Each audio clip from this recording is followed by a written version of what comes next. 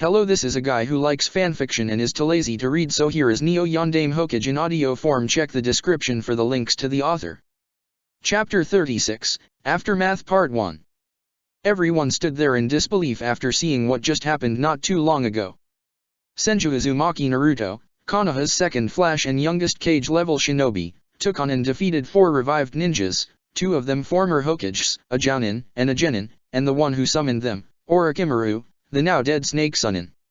What was also shocking was that he used an S-rank Kinjutsu Uji to finish the job against them, knowing fully well the penalty for using such a dark-natured jutsu, surprisingly which he himself created. Tsunade fell to her hands and knees as she looked at Naruto's face as he lied there lifelessly. Tears were still streaming down her face non-stop as she saw the weak smile that was frozen on his face, almost as though he was now at peace. She looked at the necklace hanging around Naruto's neck, with the crystal seemingly staring back at her as if it was mocking her and how it claimed the life of another male loved one who dreamt of becoming Hokage. The female Hokage was practically having another nervous breakdown. "I lost them," Tsunade said with a broken voice. "I lost all of them and there was nothing I could have done to stop it from happening. It isn't fair." Everyone watched and listened as the slug princess gave way to sobbing. "Naruto, he was my only son and sole heir who was to inherit my legacy, my title, and will of fire. He was to be my successor and continue my work in advancing medic and healing jutsus." With her head facing the ground, "I wasn't supposed to bury my only son." So that was the omen, Jiraiya thought grimly after recalling the cracked grass-framed picture in his apartment as he went over to Tsunade as he placed a comforting hand on her shoulders. She looked up at the Toad Sunin, and saw that he too was very grieved by what took place. Jiraiya knelt down as Tsunade just embraced and cried on his shoulder. Jiraiya allowed a few tears of his own to fall from his eyes. "I'm so sorry Tsunade-hime," Jiraiya consoled. "If you must know, I loved the boy as if he was my own son." Sandaime gave way to tears while honoring Naruto's sacrifice. Sandaime, having a contract with the Kinjutsu Uji Naruto used, saw everything that happened. He saw the Shinenkamai, Naruto's confined spectral projection, the 8 souls Naruto captured, the black spiraling vortex which was the abyss, the decapitated head of Orochimaru's soul and the abyss closing completely as the Shinenkamai disappeared and left the human world. Sandaime saw it all, unlike anyone else around. He was an eyewitness who saw what that Kinjutsu does. "You truly had what it took to become Hokage," Sandaime said mentally. "I'm terribly grieved that your life was so tragically cut short before you could fulfill that dream, Naruto." Guy, Asuma, Ibiki, and the other Jounins and Umbu lowered their heads in respects for the fallen ninja who sacrificed his life to save them and the entire village. Kurane was presently consoling Anko, who was crying for the loss of her favorite and only student and very dear friend. The Genjutsu mistress knew that in spite of Anko's renowned demeanor, Anko really cared for Naruto. Though she never voiced it, Kurane sensed that Anko cared for the fallen ninja more so than that of a teacher caring for his/her student. Kakashi likewise was doing what he could to console Shizune, though he himself was greatly saddened by the loss of the shinobi he came to see as a kid brother. The copycat ninja felt terrible that he couldn't do anything to prevent what happened from happening. In spite of the fact that Naruto consciously made that choice, Kakashi felt as though he failed to protect Naruto. Pakun lowered his head, paying his respects to the fallen Konoha shinobi. "Otauto, little brother," Shizune cried while having her face buried in Kakashi's chest, "My Otauto." Meanwhile, all of the Genins were off the tree branches and standing on the ground. Hinata was on her knees weeping non-stop for the loss of her love interest. Ino was doing no better either. "You promised," Hinata cried with tears pouring down her face while her hands were tightly clenched into fists on her upper kneecaps. "You gave me your sworn word, Naruto-kun. You swore to help me change my clan when you become Hokage. You promised me, a little lower, and I never even got the chance tell you how I felt for you." Hinata was not only crying over that issue, but also because of the fact that she saw that she'd never have a chance to be with him now, and it was no secret to anyone how the Hyuga heiress felt for Naruto. Though she highly admired Naruto's bravery and noble sacrifice, however, she was pained that it cost him his life. Shino and Kiba, also saddened by Naruto's death, were doing what they could to calm Hinata, easier said than done. Sakura, though crying herself, was doing what she could to comfort Ino, who just broke down and cried. Ino cried, why did you had to resort to using that stupid kinjutsu, Naruto-kun? You stupid idiot. Why did you have to die? You didn't have to die. We could have had something special. Sakura knew how much her best friend liked Naruto, and it saddened her that she and everyone else had to eyewitness Naruto's demise. From what the pink-haired Kunoichi saw from Naruto's actions, she found what Naruto did was very courageous and honorable. She acknowledged that it took a lot of strength for him to do what he had to do, as hard and painful as it was. You were truly strong, Naruto, Sakura thought as a couple of tears fell from her face, more so than I ever believed you to be. I see now why Ino fell for you. Lee, while crying, said, Naruto-kun's flames of youth were ones worthy of a true extraordinary ninja and genius of hard work. Clenched his right fist, I will honor his heroic sacrifice and work even harder than I had before to achieve such youthful flames as the ones he possessed. Tenten also cried for Naruto's untimely demise while holding the blonde in high regards for his courageous self-sacrifice. The weapon specialist had admired Naruto's use with the staff and how amazingly proficient he was with it during his battle with the ninjas earlier that day. Had she known he was that talented with such a weapon, she thought, she would have spent some of her time sparring with him instead of trying to get in good grace with him for the intention of getting favors from his mother, whom she highly admires and respects as the greatest kunoichi Konoha ever produced. Chuji and Shikamaru also gave way to tears after seeing the heroic display of valor and shinobi honor. To Chuji, Shikamaru, Kiba and Shino, Naruto was truly one of the guys, and he never acted as if he was better than them. All four boys grew to admire and respect Naruto for his disposition around them and esteem in their clan's abilities. Sai remained reserved and collected, though he highly respected Naruto's decisive actions and strength to carry them out, consequences be damned. He made a mental note to paint a portrait of Naruto standing tall in his finest hour and give it to Tsunade in honor of his sacrifice. Naruto, was all Sasuke could say. He was speechless after seeing what happened just moments ago. One part of Sasuke was astonished at what Naruto did and his strength to go through with it. At the same time, however, another part of Sasuke was jealous of the blonde's abilities. Jiraiya was still comforting the weeping Tsunade as best as he could. He turned to see Sandaime silently looking on at the dome, staring at Naruto's lifeless body. Inma went over to the aged Hokage and stood by him at his left. Sarutobi, Inma said as he placed his large hand on Sandaime's left shoulder. As the Hokage looked at him, what the boy did was very brave. Though you'd have done the same in his place, Naruto felt it was his responsibility to win back his family's honor by his own hands. Don't blame yourself for his actions, and remember he always admired and respected you, and in spite of your past mistakes, his view of you never changed. He was a shinobi, and this was a decision he consciously made as a full-fledged Konoha ninja. You ought to be proud of him. I am, Sandaime remarked with a voice mixed with sadness and esteem for Naruto. A few moments later, the Sandaime noticed something was up. Inma, Sandaime said, do you feel that? The Monkey King focused his chakra and... I sense it also, Inma said. They turned to look back at the dome and saw a shocking sight. It can't be, Sandaime exclaimed loudly while looking at Hidome with widened eyes. Everyone turned their attentions back to the dome and saw what Inma and Sandaime were talking about. They didn't know whether or not to believe what they were seeing. Naruto, partly zombie-like, was struggling to stand back up as the seals around his face, ears, neck, hands, and feet gradually started glowing in a light blue glow. He still had the Kusanagi stabbed deeply through his chest, a problem he now sought to rectify. Grabbing the blade, Naruto gave a strained growl under his breath as he fiercely shoved it backwards out of his back before reaching behind him and pulling the rest it from out of him, with blood squirting out of his back for a brief moment before stopping, leaving the back of his white trench coat stain with his blood. A little bit of blood seeped from out of his mouth also as a result of the sword being removed from his body. He then threw the blood-covered sword down to the ground and reached for his green vest and dark shirt. Taking hold of his vest and shirt, he ripped them wide open. His trench coat and torn shirt and vest were hanging around his arms and back, exposing his bare well-built chest, back, shoulders and arms to everyone. Besides seeing parts of his chest and back covered in his blood, what everyone now saw was another shocking sight. What is this? Asuma asked with a stupefied expression as everyone watched with disbelieving expressions on their faces, as did the genins. His entire body is covered in seals, Ibiki pointed out after seeing seals all around Naruto's body, complex seals no one was able to recognize.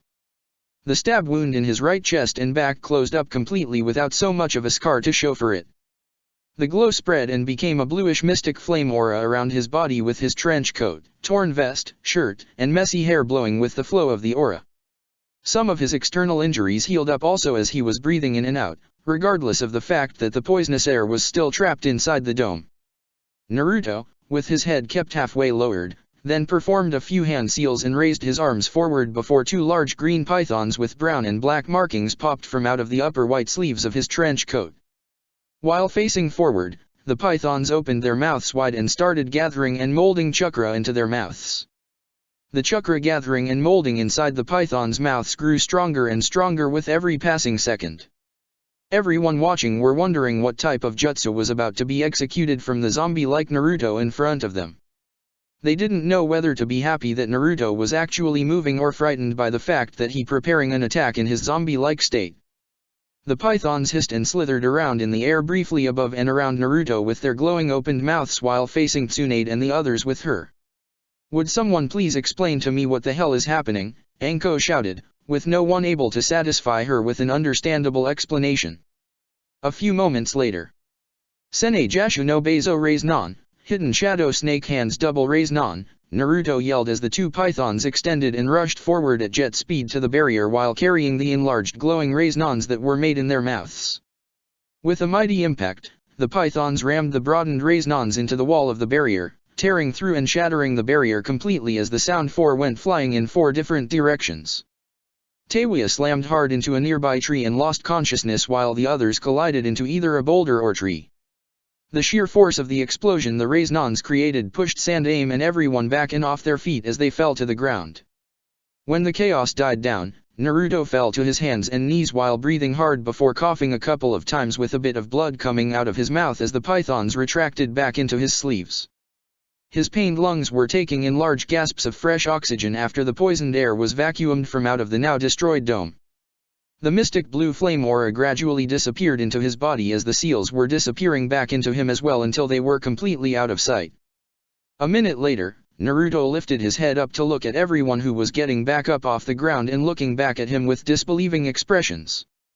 He saw the fear in some of their faces while at the same time hoping that who they were looking at was no imposter. Tsunade slowly took a few steps over to Naruto before stopping where she was. Jiraiya stayed close to Tsunade, ready to protect her if a fast one was pulled should who they were looking wasn't truly whom they hoped he was. "Na, Naruto," Tsunade said with a voice with hope and doubt. Weakly, Naruto reached for his headband and pulled it back enough for her and everyone to see. What they saw on his forehead caught everyone off guard. "Great medic minds think alike, Eka-chan," Naruto stated with a trademark fox grin that only he could smile. Everyone was now looking at a diamond-shaped seal on Naruto's forehead. It looked exactly like Tsunade's, except his was orange-red and had two orange-red spirals going in opposite directions at the left and right sides of the diamond-shaped design that looked like small spread-open wings with miniature seals drawn around the spiral designs. "In Fun, Sozo Saigen, Shadow Seal, Creation Revival," Naruto said before he fell to the ground face down before completely losing consciousness. "Naruto," Tsunade cried out as she ran over and knelt down to him. Hurriedly checking his vitals, she realized. "He's alive," Tsunade cried happily while embracing him tightly in her arms. Tears were coming down her face again, but this time they were tears of great joy. Though his vitals were very weak however, they were there nonetheless. "My son lives," the female Hokage shouted happily as if she won the biggest gamble in her life, ironic really. Jiraiya, Shizune, Sandaime, and the others ran up to the pair. Shizune went over and got down on her knees and embraced Naruto also, crying happily that he survived and is alive. "Myotato," Shizune cried with joy, "Myotato is alive again." Sandaime was very happy as well, but simultaneously he was left speechless and stupefied at the feat Naruto pulled off. "He performed and survived an S-rank Kinjutsu Oji," Sandaime remarked with amazement, "by means of another S-rank Kinjutsu. A feat even Yondaime couldn't pull off," Jiraiya added while being overjoyed at Naruto's survival and victory, and Naruto managed to break down that barrier by combining Sene Jasha with two strong raise-nons, using the snakes as long-range extensions of himself. Leave it to Konoha's #1 surprising ninja to make the impossible possible, Kakashi said with a large smile on his face though hidden under his mask. Anko wiped away her tears as she was very happy that Naruto was not only alive, but he killed the very man who nearly ruined her life. She went over to the unconscious blonde and knelt down next to him by Shizune. That Yondaime Hokage, Anko laughed happily, you can't help but love the guy. Yosh, Guy shouted enthusiastically with tears coming down her face. Naruto's burning flames of youth defied all odds and outshined the powers of death itself. Truly his dedication to hard work pulled him out of death's hold and brought him back to us. Truly an awe-inspiring ninja Naruto is. As loud and flamboyant Guy was at that moment, they couldn't help but agree with him as odd as it was. Meanwhile, he's alive, Hinata cried happily, Naruto-kun is alive. I'm so happy. Naruto-kun lives, Ino shouted with as much joy as the Hyuga heiress. The other genins were very happy that Naruto pulled off what everyone regards as the impossible. I knew he was alive the whole time, Kiba shouted happily. Then what's with the tears in your eyes, Shino pointed out. What, Kiba replied while hurriedly wiping them away, I just had something in my eyes tha. It's okay Kiba, Shikamaru assured, all of us are happy that Naruto isn't dead. So please don't try denying that you were getting teary-eyed about it, it's too troublesome anyway. Whatever, Kiba snorted. Sasuke couldn't believe what was happening, just a moment ago Naruto was lying down dead inside that dome and now he was alive again and kicking. How is this possible? Sasuke was speechless at what he now eyewitnessed, it's so uncanny, for any shinobi to pull off, but Naruto did it. Back on the battleground. The Sound Four, unconscious and completely chakra drained, were apprehended by the Anbu to be brought back to Konoha and jailed. Kakashi and Guy were about to go over and prepare a stretcher to place Naruto on to carry him back when. That won't be necessary, Tsunade said as she lifted Naruto off the ground and carried him herself, I'll do it myself. Guy was about to say something but Kakashi placed a hand on his shoulder signaling that it's best to leave it at that. The Taijutsu specialist nodded in understanding and obeyed Tsunade's order. Sandaime went over to where Orochimaru's lifeless body was at. Standing over it, the aged Hokage looked at the fallen Sunin, his former student, with disappointment and shame. Foolish apprentice, Sandaime stated with a hard voice as he picked up and held the Kusanagi in his right hand before turned Orochimaru's body around so that his back was on the ground and his face was facing the sky, such a waste. With a clean swift, Sandaime hacked off Orochimaru's head from his body, causing the head to roll a small distance from the body. Inma nodded wordlessly in understanding after seeing his longtime partner and friend's action.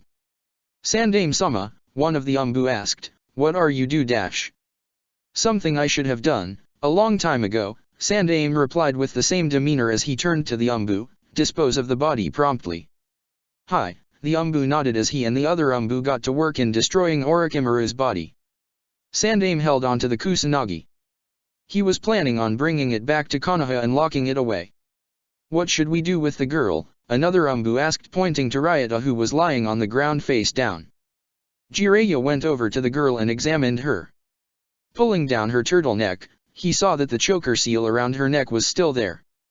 Checking her wrist. She's still alive, Jiraiya said after detecting a weak pulse, but she's in need of medical attention. Bring her with us, Sandaime ordered, Naruto has a connection with that former Iwa Jounin. Jiraiya and the Anbu nodded and did as instructed. Let's all return back to Konoha, Sandaime suggested before turning to the trees that were some distance away from them, and that includes all of you genins over there. Hinata and the others shrieked on realizing that their cover was blown and that they were discovered. Seeing no point in trying to hide anymore, the genins came out from hiding and made their way over to where the older ninjas were. I told all of you genins to stay in the village, Sandaime stated with a serious tone, would one of you care to explain why my order was disregarded? All but Sasuke and Sai lowered their heads away from the aged Hokage, though the two boys lowered their gaze partly away from his sight. Shikamaru explained, we have no true excuse for our actions Sandaime-sama. We dash. Sasuke was the first to take off and follow after you guys after we heard about how strong Naruto was and we followed after him to keep him from being ambushed, Kiba cut in, only to receive a death glare by the raven-haired Uchiha. Troublesome idiot, Shikamaru thought while frowning at Kiba for cutting him off from giving Sandaime and the other older ninjas a more acceptable explanation. Sandaime was about to scold all of them but decided not to at that time, seeing that the situation concerning Naruto's condition was of higher priority. "You knew we were there?" Tenten asked. "We knew the entire time," Asuma made clear, "we just didn't make it known since there were even bigger issues that we had in front of us." "But those problems are done and over with," Kakashi added. "Now let's do as the Hokage suggested and return to Konoha."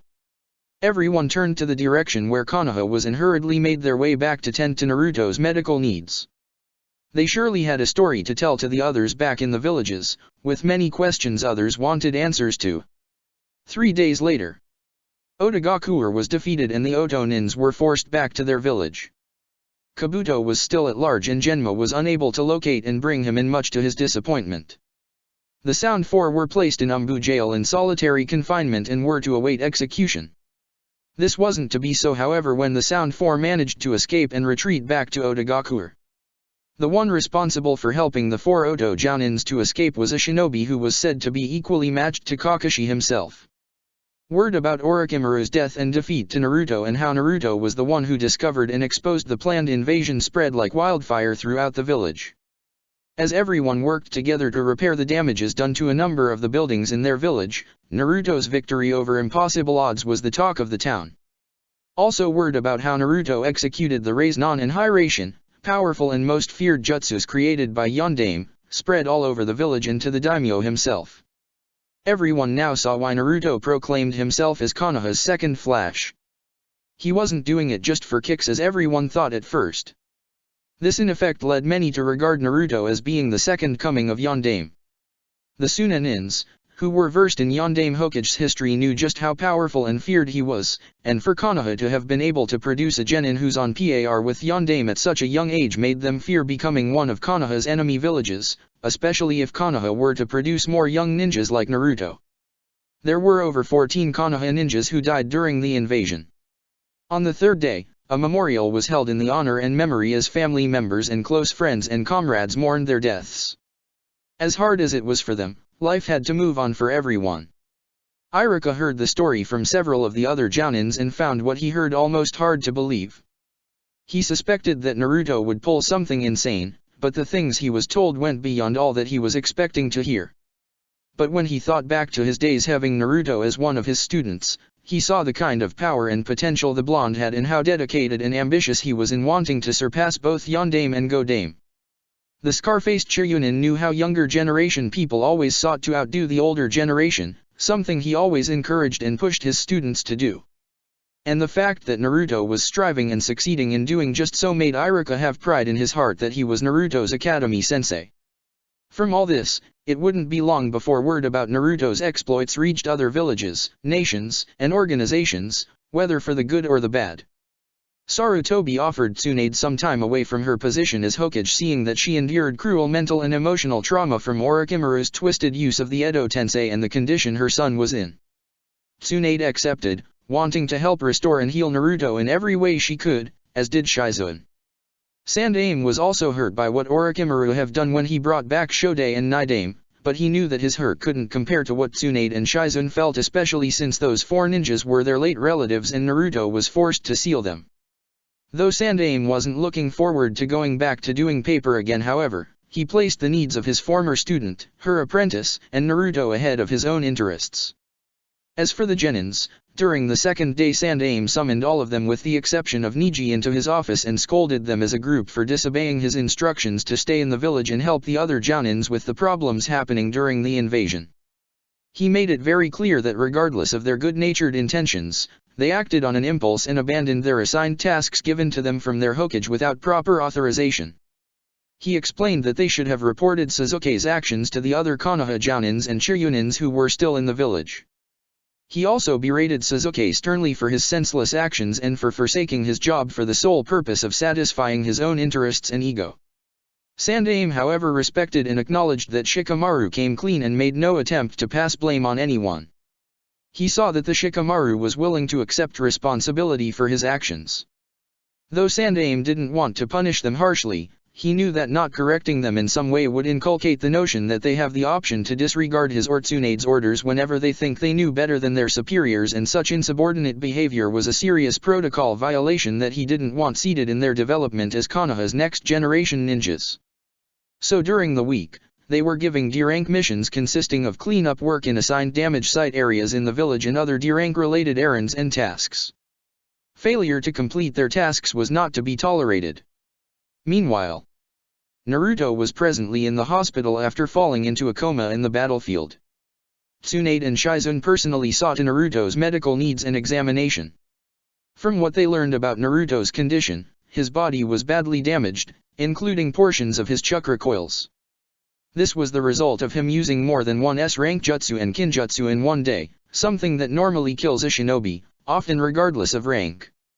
But what truly served to damage him though was the Fuka Fusion, the jutsu that tore into his chakra coils and his being altogether. When he created the two Rasenons and combined them with Sene Jashu, a lot of strain was placed on his already damaged body, which was trying to heal itself to some degree with the use of Sozo Saigen, a jutsu that Tsunade had no recorded medical information on, though she was planning on having an investigation done on it. When Naruto performed his final attack, he took a dangerous gamble in never being able to use chakra again, since he executed that attack with damaged chakra coils. Whether or not he'd make a full recovery was uncertain, though Tsunade healed and restored as much of his coils as she possibly could. But they all hoped for the best, if anything, that the rest of his coils completely heal on their own. Naruto's Sene Jashu no Beizo Rasenon was recorded and classified as a high-rank long-range attack ninjutsu. Asuma, after seeing the power behind Naruto's Katon, Shiroi Gokakyu no Jutsu, Fire Release, Great White Fireball technique, sought to learn how to perform that jutsu since he has a wind affinity like Naruto. Tsunade and Sandaime however put a stop to it after recording and classifying that jutsu as an S-rank long-range attack kinjutsu. Tsunade explained in details that after doing a thorough medical examination on her son's internal anatomy, she found that portions of his lungs, esophagus, and oral cavity suffered cellular damages and burns, and healing them fully was very difficult, even for her. Were a common shinobi to have performed that fire kinjutsu, he'd have died before the jutsu was executed. How Naruto was able to keep fighting after suffering such internal damages was an enigma she couldn't explain. She figured that Naruto must have concentrated his element around his organs and throat enough to prevent further damages to his body while performing that fire kinjutsu. If anyone else, Tsunade explained, were to attempt to perform that jutsu, chances of their survival because of the severity of the cellular damages done to their organs were very slim. And if they did survive, they'd be disabled and crippled for life. She kept out the part that Kyuubi's chakra helped in healing the rest of the cellular damaged tissues, since she didn't want anyone, except those who know about Kyuubi, that her son is a Jinhiriki. Also she explained that fire kinjutsu increased Naruto's body temperature to dangerous levels, since his body had to generate that massive amount of fire internally while simultaneously using his wind element to cool his body down and prevent his body from overheating. Had his body reached 108 degrees and beyond, Tsunade explained, he'd have surely died, and with no place for the energy to go, his body would have burst into flames and burned to ashes. And if he had attempted to perform that jutsu again that same day, she continued, his body would have overloaded and he'd have destroyed both himself and everyone around him. How big a blast the explosion would have been, since he contains a huge amount of chakra, was uncertain, she said, but undoubtedly it could most likely stretch for miles. Naruto's futon, Rasen Kamikaze, wind release, spiraling wind of God, although incomplete and in its experimental stage, was also recorded and classified as an S-rank attack kinjutsu. When Naruto had performed that shape and nature manipulated jutsu once on Ryota a little more than a month ago, he suffered similar internal injuries as she did, although it wasn't as extensive and overwhelmingly brutal as hers. Had he tried to execute the attack at maximum, he'd have suffered from more severe internal and organ damages, though Ryota would have died from irreversible external and internal body damage. Though this was never recorded, however, Naruto's summoning of Kyuubi was also regarded as an S-rank kinjutsu Kukiyos. Ryota, formerly known as Uegaku's Shining Stone, was being hospitalized at the same hospital Naruto was. She suffered from concentrated snake poisoning and several other internal injuries and burns. After a full medical fix-up, they managed to remove the poison from out of her body and healed most of her injuries, with the rest being able to heal on their own. Though she was in stable condition, however, she was being guarded by two Umbu and her recuperation wouldn't allow her to take on the role of a kunoichi for a while. Danzo and a few others argued that because Ryota was originally from IWA that she should be detained in solitary confinement in Umbu jail if not executed, not wanting to risk having a spy in their midst.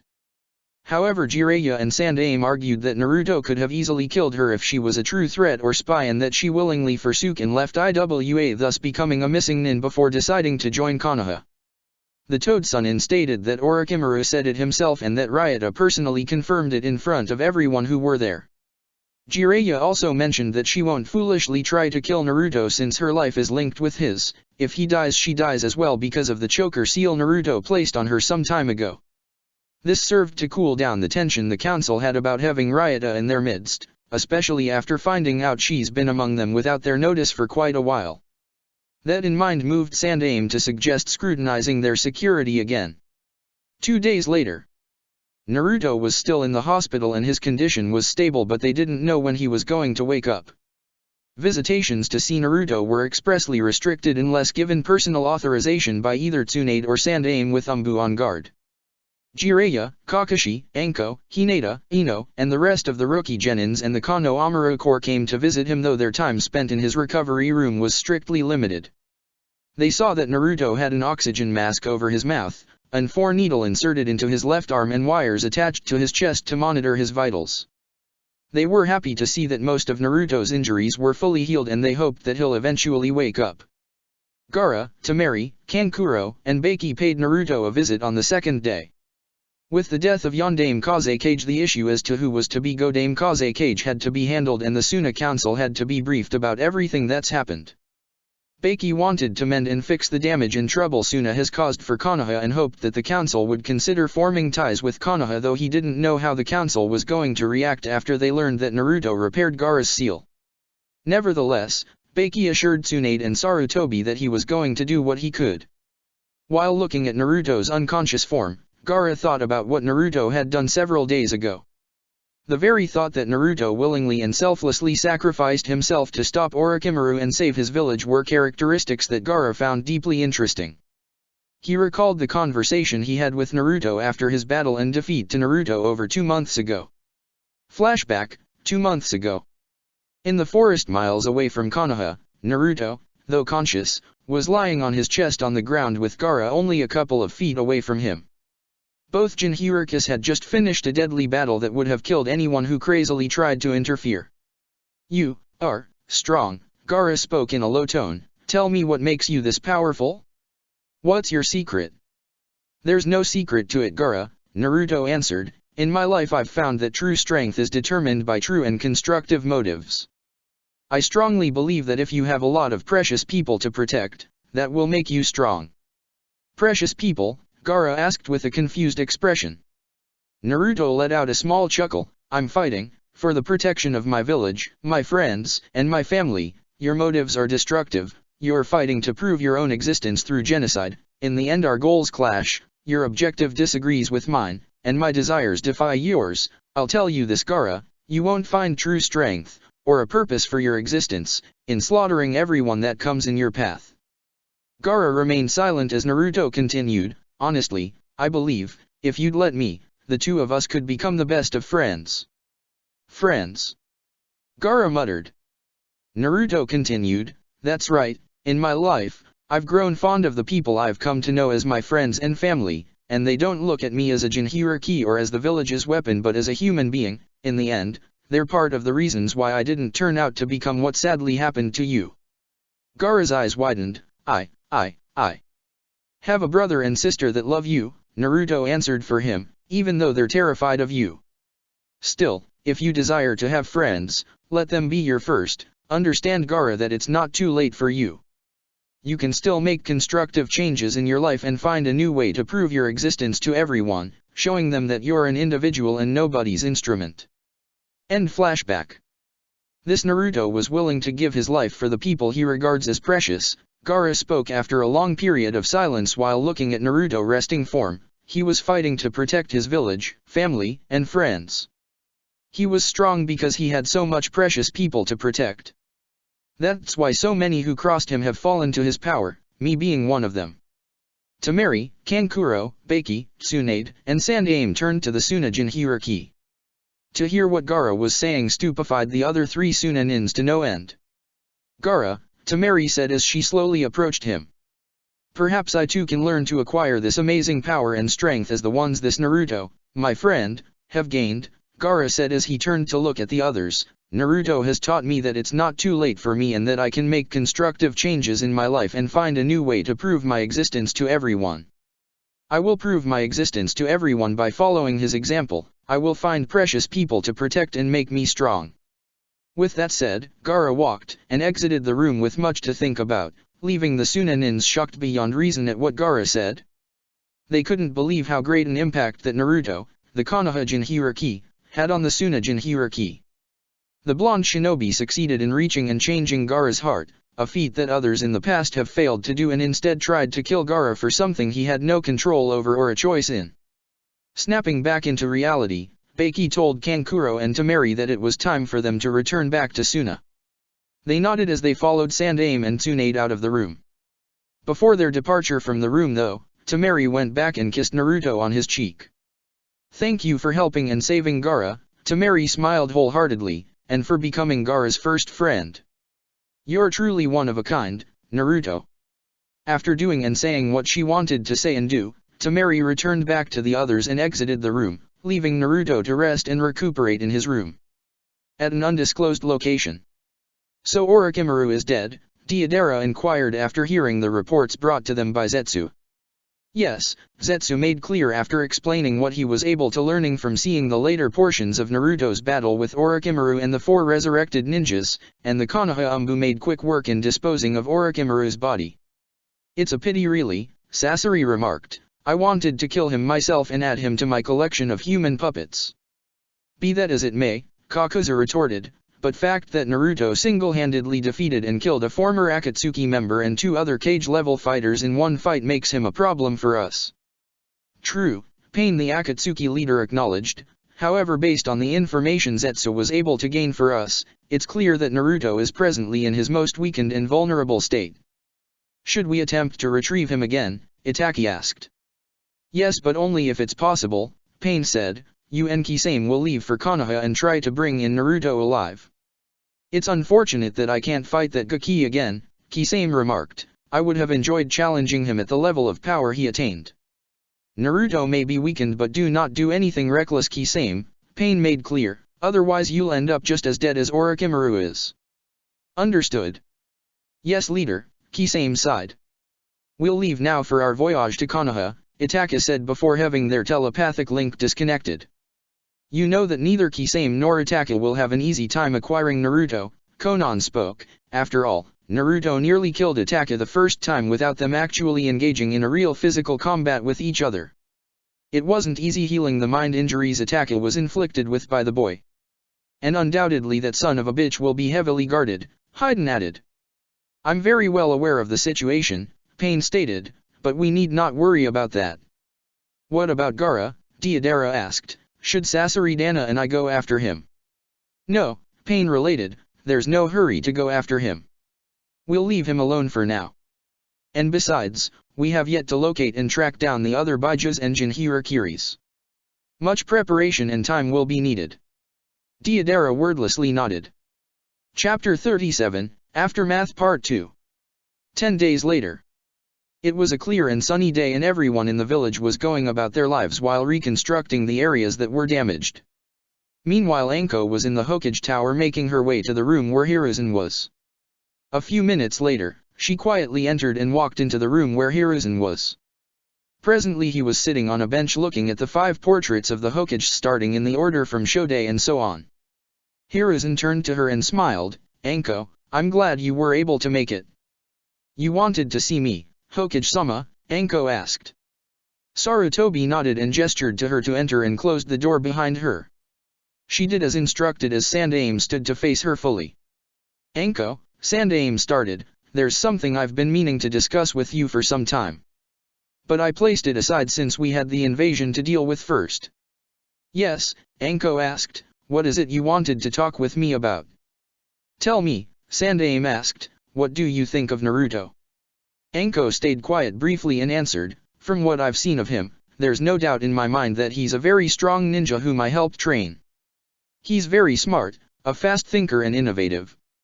Naruto has demonstrated abilities that far surpassed any and all expectations I've ever counted on. His killing and defeating my former sensei helps to prove that."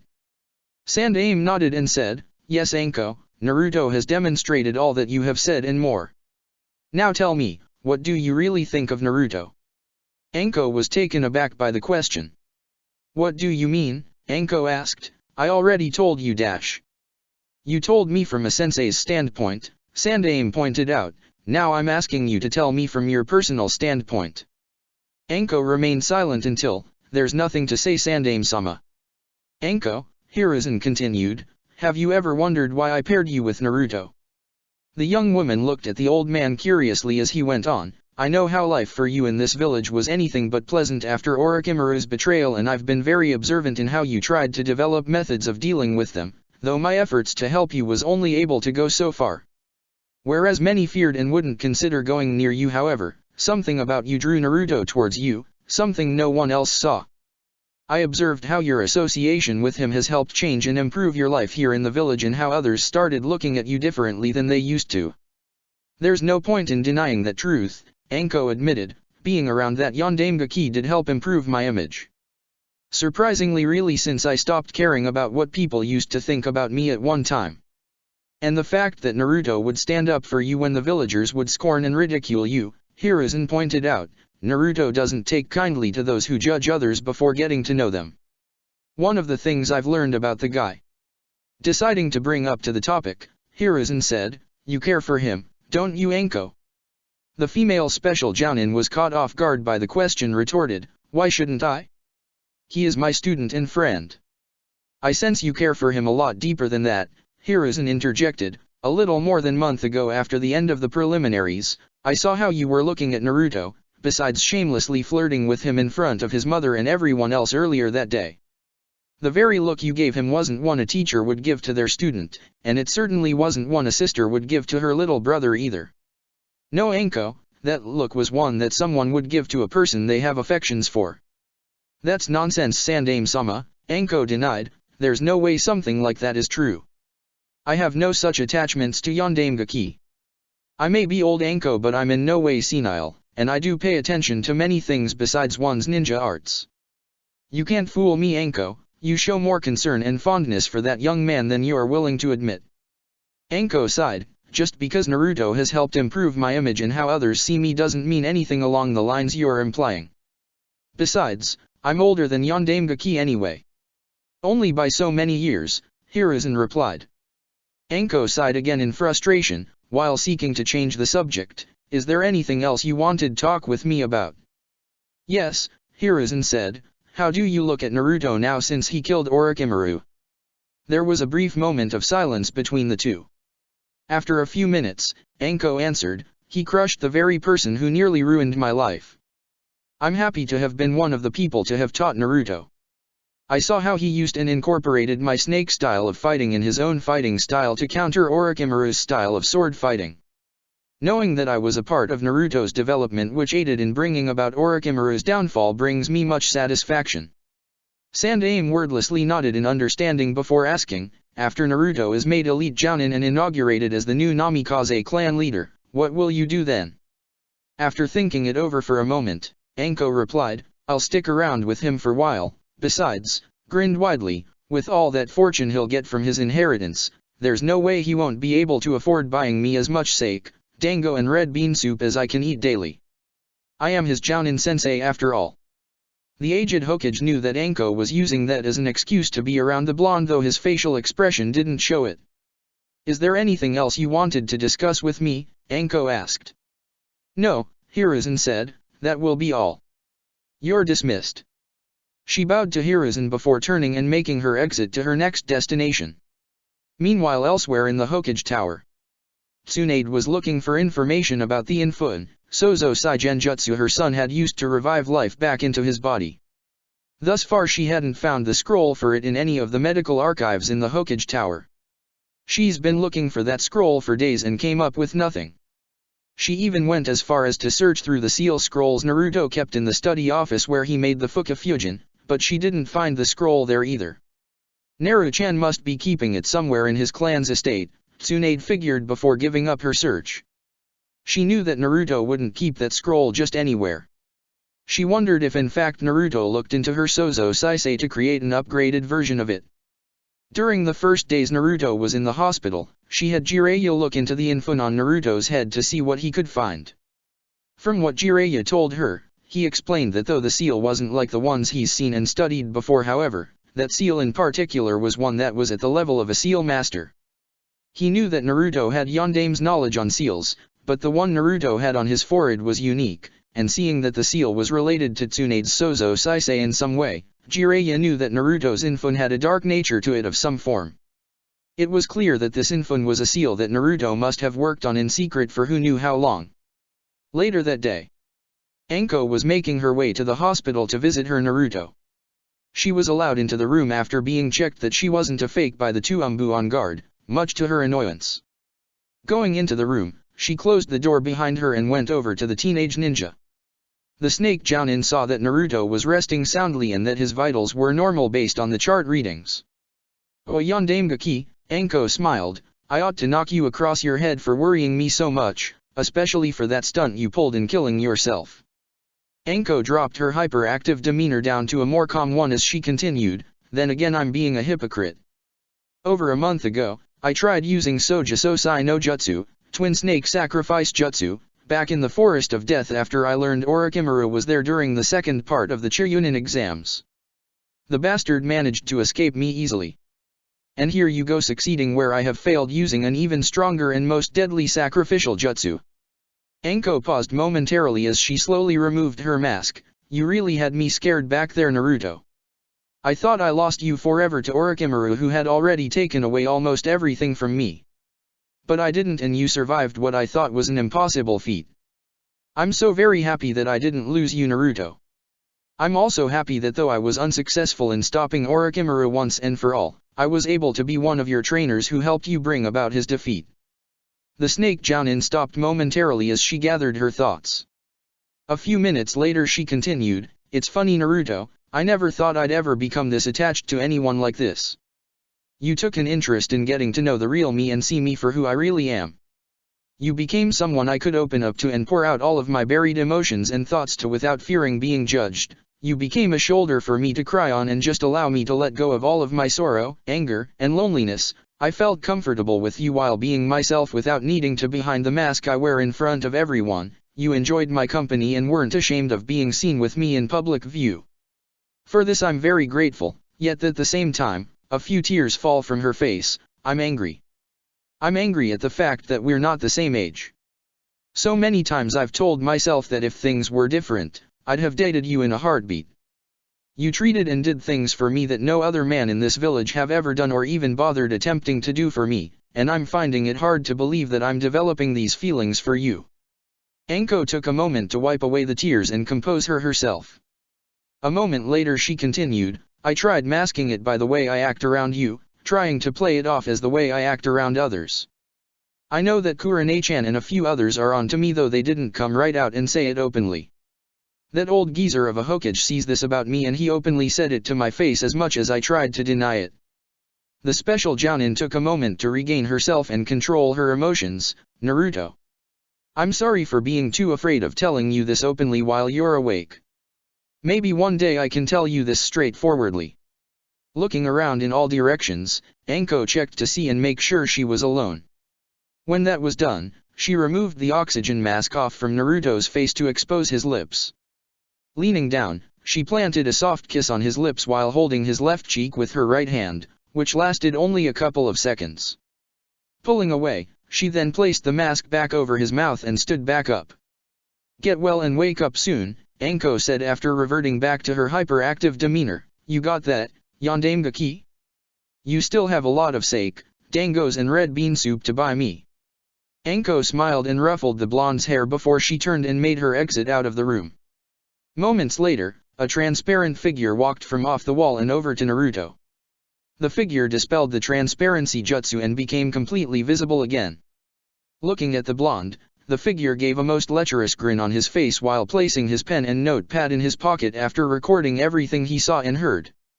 He was definitely going to use that information in his new novel series, that one pertaining to a secret love between sensei and apprentice, with the sensei being a young but older female and a young male as the apprentice. Gaki, Jiraiya smiled, I envy you. Even in a coma you have women flocking to you and giving you kisses. You really placed them under your spell, thus providing me with a pool of resources for my research while keeping you under surveillance. I always knew that woman had a thing for you as much as she tries to hide it. Jiraiya was about to reactivate his transparency jutsu when he saw Naruto's eyes moving from under his eyelids. The Toad Sun watched as Naruto's eyes slowly opened while straining to adapt to the lighting of the room. Soon, Naruto's eyes were fully opened and vision was restored to the blonde. Welcome back to the world of the living, Jiraiya cracked with a smile on his face, I'm happy to see that you've finally woken up. Jiraiya went and examined him. Where am I? Naruto asked quizzically after removing the oxygen off his face. Konoha Hospital, Jiraiya replied while looking over at the infun on Naruto's head, you've been in a coma for days. Healing and restoring your body was a very difficult challenge for Tsunade to perform, even with Shizun's help. Using 4S rank jutsus in one day profoundly damaged your body and chakra coils. Don't take this the wrong way, but if anything, you should dead. I was, Naruto replied with an eerie calmness. Jiraiya said nothing as he tried to process what Naruto told him so straightforwardly, as disturbing as it was.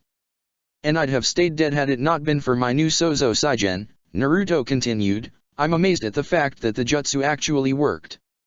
Before Jiraiya could question Naruto further, the door to the room opened and Naruto, Tsunade shouted happily before running and grabbing her son in a tight embrace. She laughed and cried happily to see that her son regained consciousness again.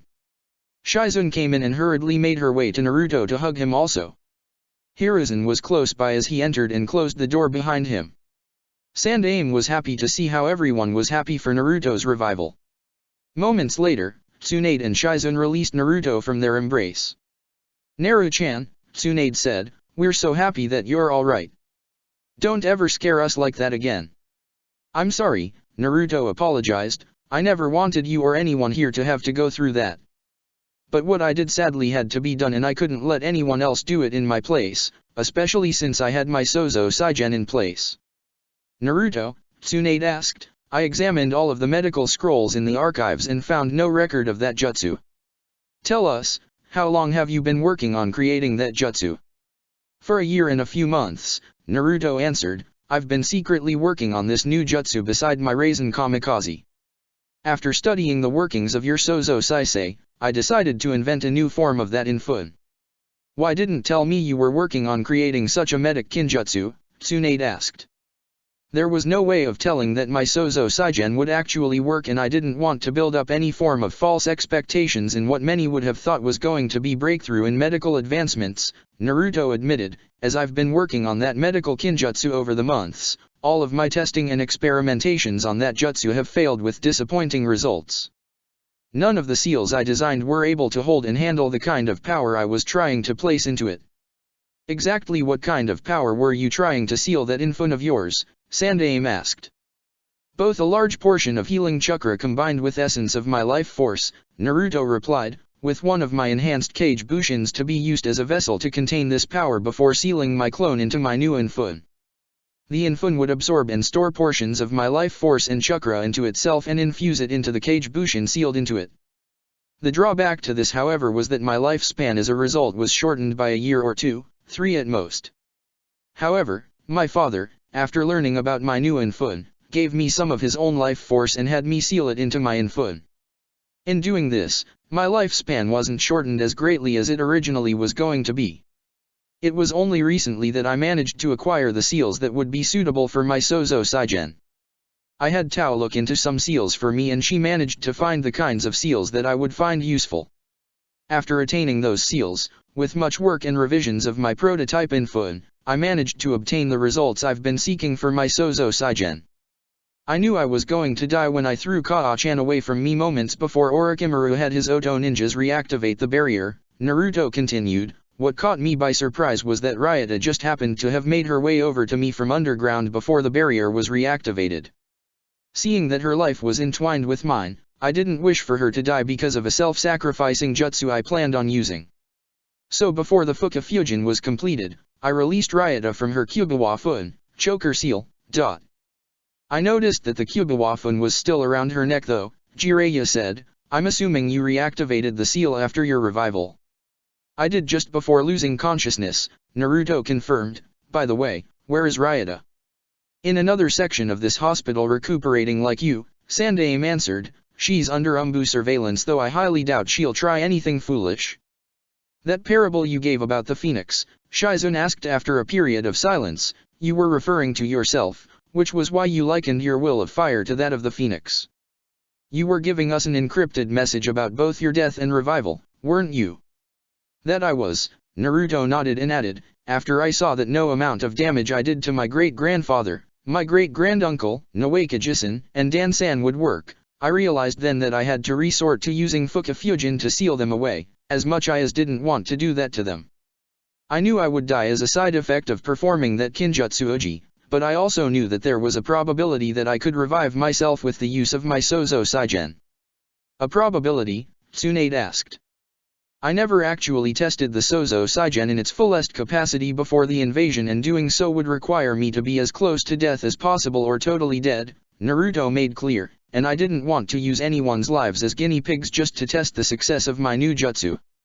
So during my final moments after the Fuka Fusion was complete, I activated my Sozo Saigen just moments before my last breath left my mouth. So in other words, Tsunade realized with widened eyes, there was no actual guarantee to your revival or that your Sozo Saigen would work. You took a gamble. Tsunade slapped Naruto in front of everyone, letting her emotions get the better of her reasoning. Shizun, Jiraiya, and Hiruzen found the situation rather ironic, seeing how Tsunade is a chronic gambler and loser. Naruto now had a reddened left cheek that was sore from the hard blow Tsunade inflicted to his face. The blonde-haired shinobi was nursing his hurting cheek while Tsunade at that point had tears coming down her face. I'm sorry Naru-chan, Tsunade apologized with her head lowered as she wiped her away, I didn't mean to overreact. I just couldn't live with the idea that I was going to lose another loved one in my life who died wanting to become Hokage. When I saw you die in front of me I felt a huge part of myself die with you at that very moment. It was one of the most cruel and painful experiences of my life. No parent wants to see their child die before them.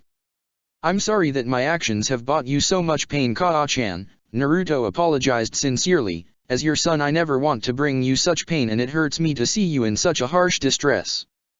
But as a ninja of Konoha I have to put the safety of the village and the villagers ahead of my own.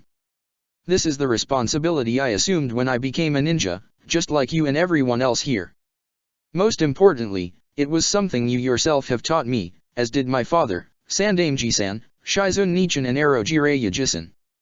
Tsunade couldn't help but see truth in Naruto's words. There was no doubt in her mind that Naruto was more mature and wise for his age than many other his age.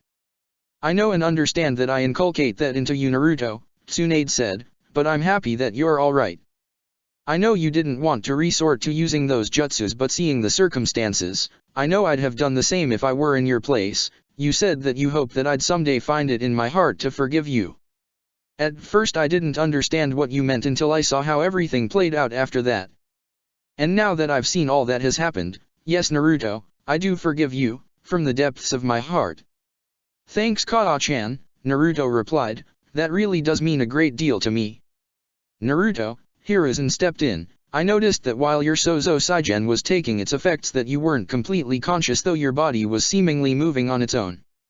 That was why after my jutsu kicked in, Naruto explained, I was in that zombie-like state. My infun was trying to restore life back into my broken body with the life energy I sealed away in it. My life energy however wouldn't have stabilized if my body was too damaged, which was why I had stored away healing chakra used in healing my body enough to help revitalize the use of my chakra coils and anatomy altogether. The cage bushin that I sealed into my infun was dispelled, which helped quicken the restoration of my mind, which was why I snapped out of the zombie-like state. But the heavy mental and physical strain I placed on my body while restoring myself as I performed my Senei Jashu no Beizo Raise Non to destroy the barrier knocked me into a coma, on top of the heavy damages my body endured that day. How often can you perform that medic kinjutsu? Shizun asked.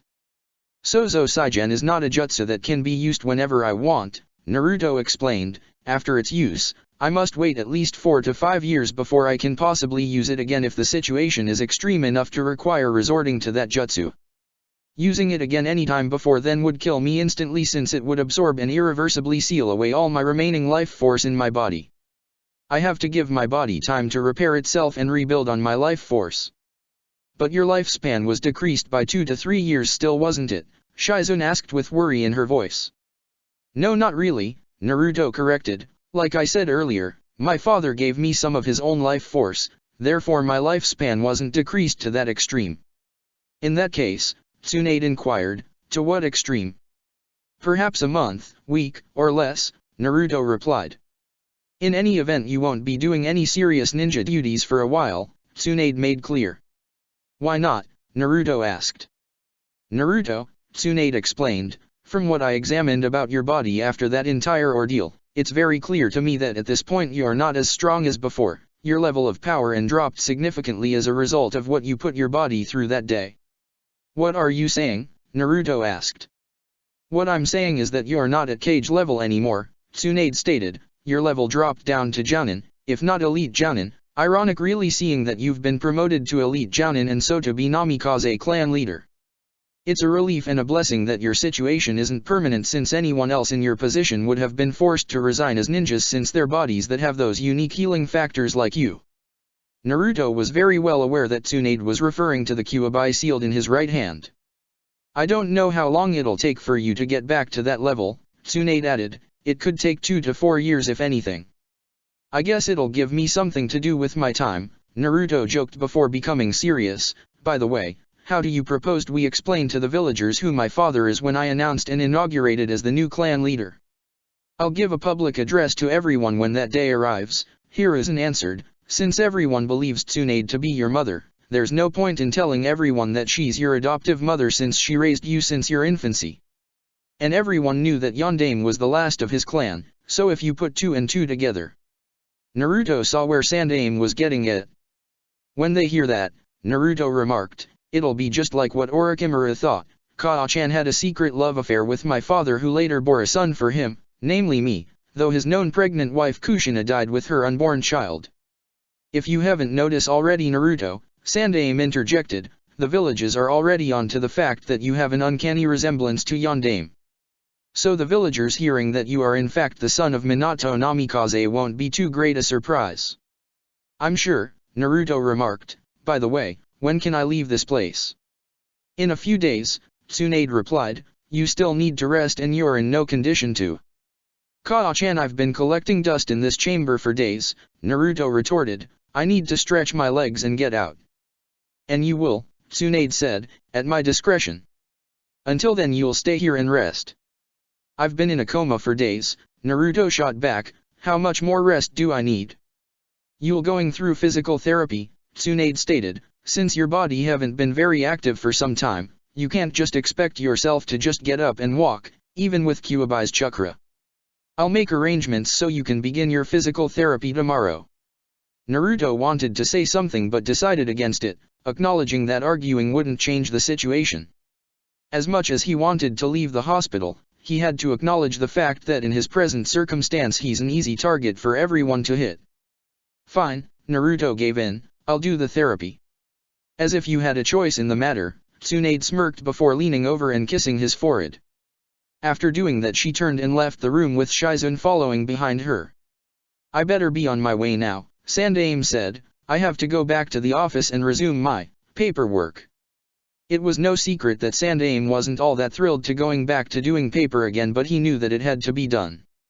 And by the way Naruto, Sandaime said with a serious tone as he looked at the blonde, those jutsus you used during your battle with Orochimaru, with the exception of your Sozo Saigen and Hiraishin, were recorded in the Forbidden Scroll of Sealing. And with the exception of your Senei Jashu no Beizo Raiznan, which was recorded and classified as a high-rank ninjutsu, your other jutsus and your Raisen Kamikaze were classified as S-rank kinjutsus. You are to never teach them to anyone and we don't ever want you using those jutsus again. Understand? Naruto simply nodded to Sandaime, knowing that this wasn't the time for jokes. "You take care of yourself, Naruto," Sandaime said before he exited the room, leaving Jiraiya and Naruto behind. "Oigaki," Jiraiya asked, "I've been meaning to ask you something." "And what would that be, Ero-jisan?" "Tell me," Jiraiya asked with a grin on his face, "how much do you know about Anko-chan?" Naruto raised an eyebrow in perplexity on hearing that question. Meanwhile, in the outlands of Sunagakure, 4 days ago, Baki and a team of Suna Jounins had found the corpses of the Yondaime Hokage and his advisors in the pit Orochimaru threw them into after killing them. From the conditions of decaying and maggot-infested bodies, Baki and his team realized that those corpses had been dead between 3 to 4 weeks before the final Chunin exams. This news sent further ripples through Suna and the council, especially after they learned of Orochimaru's deception. The council also learned from Baki's full report about how Naruto encountered Gaara and his siblings in Konoha and everything that happened after that up to Orochimaru's death and ultimate defeat to Naruto, the Konoha shinobi who was revered as the second coming of Konoha's Yondaime Hokage, only stronger many thought. The bodies of their Hokage and advisors were retrieved and given proper burials, along with their fallen comrades who died in Konoha because of Orochimaru's deception. As it stood, Konoha was still standing and still had Tsunade the Godame and Slug Sunin, Sarutobi Hiruzen the Sandaime and famous professor, and Jiraiya the Toad Sunin to lead its forces. Suna had no one on their level currently or at Naruto's for that matter. The council took everything that's transpired in Baki's report into deep consideration. Some at first thought that Gaara was going to go on a killing spree for revenge after his seal was fully repaired, seeking vengeance against the council for having Shukaku sealed into him and the treatment he suffered over the years while growing up. They were surprised however when Gaara did none of what they thought he was going to do, and they were further shocked when Gaara said that he'll become nobody's weapon but someone who wants to become strong and protect all those who are precious to him with his life, just as Naruto has taught him. Though peace and an alliance were the only solutions, however, Baki and the Suna Council were sure that peace and an alliance with Konoha weren't going to come cheap. There were however a few unexpected surpluses. Gaara had been brought out of his madness into sanity. Though still hard-faced, serious, and bloodthirsty, the Suna Jinhuriki had begun developing mentally and emotionally thanks to Naruto's sincere efforts to save the red-haired Jinhuriki. The next surplus was that Temari started to grow a fondness for the blonde Jinhuriki of Konoha for what he did for Gaara, something no one has ever done willingly without asking for any reward for their effort and achievement. In fact, Temari had actually managed to hug Gaara and get one back from him. Kankuro had gotten his brother open up a little more than before. He even got a laugh out of Gaara, one that wasn't maniacal but humorous. At that point Baki didn't know how to thank and repay Naruto him for saving Gaara and giving Temari and Kankuro a chance to have an actual sibling relationship with the youngest brother. With all of this and everything else in mind, the council decided to call for peace negotiations with Konoha. Before dispatching one of their fastest messenger hawks to Konoha containing proposals for a peace treaty and an alliance, the council had to settle the issue of who they were going to inaugurate as Godame Hokage. Back in Konoha, the Genins were all returning home from doing more D-rank missions given to them by Sandaime. For more than a week, these missions involved cleanup work at the demolished sites in the village. When Sandaime penalized them with D-rank missions for their disobedience during the invasion, they saw that he was no joke. The kind of cleanup work they had to do entailed strenuous heavy-duty labor that lasted for hours, if not most of the day. They would always return home exhausted and unable to do almost anything else because of the amount of work and stress the jobs involved. They were happy that today was their last day in doing those missions. For what it was worth, they made a mental note to never disregard Sarutobi's orders again. A week later. During the week, Naruto had been subjected to a series of physical therapy and getting his body back in action. Tsunade cautioned him not to push his body more than he could handle since he still needed time to recover. But as usual, Naruto was stubborn and tried to do so anyway, only to fall on his face several times. Luckily for him, those incidents were nothing serious for him to worry about. Still, he was determined to get back in shape again and become stronger than before. The Genins and the villagers were thrilled on hearing about Naruto's awakening from his coma. Hinata and the others visited him in the hospital, and as usual, Hinata and Ino tackled him with tight embraces. Lee and Guy were making loud proclamations of Naruto's shining fires of youth and other things of that nature. Tenten, as happy as she was that Naruto was alright, asked if he'd be willing to do some weapon sparring with her sometime when he has the time to do so. He found no harm in that, so he told her when he got the time to. Sasuke wanted to question Naruto about his power and jutsus while wondering if there was any way for him to gain that kind of power the blonde possessed.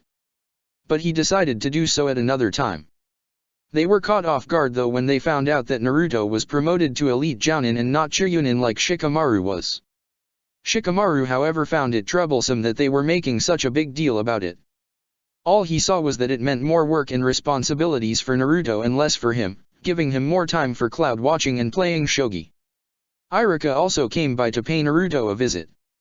He congratulated Naruto on his victory, recovery, and promotion to elite Jounin, though technically he thought Naruto would have been made Chunin first.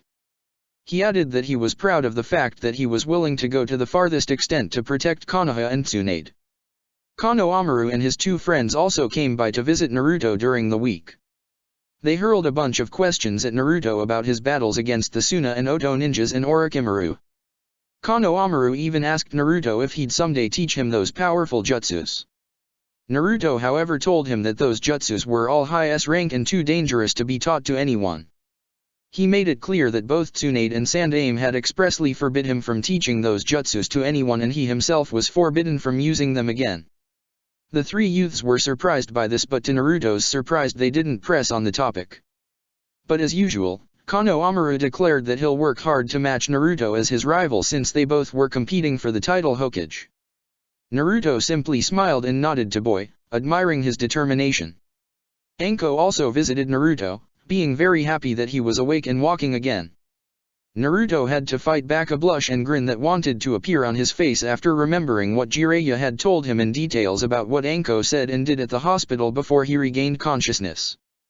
The blonde saw how Anko was playing things off as though she didn't do anything while he was in his final moments of his coma. He wanted to bring it to her attention, but he decided to let Anko come clean about if/when she was ready to do so, and he could only guess when that was going to happen. Anko, although she already knew it was going to happen, did congratulate Naruto on his promotion. She knew that Naruto being elite Jounin meant he outranked her and the other Jounins and special Jounins for that matter.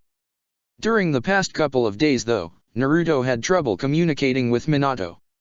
He wondered if the seal was damaged in any way at first, but after both he and Jiraiya examined the seal, they found that the seal wasn't damaged to say the least. Naruto wondered if his death and revival had anything to do with it. If anything, it surely sounded like a possibility. Ryota was emitted out of the hospital, but because of the fact that she was originally from Iwagakure, there were some who were still not trusting of her, the council especially. Naruto however stated that Ryota is his responsibility and that he'd watch over her. Danzo however opposed the idea and suggested for Ryota to be under constant guard and surveillance. Sandaime, having eyewitnessed Ryota's actions and proclamation during the battle with Orochimaru, ruled that Ryota would be under probation until further notice while under Naruto's supervision.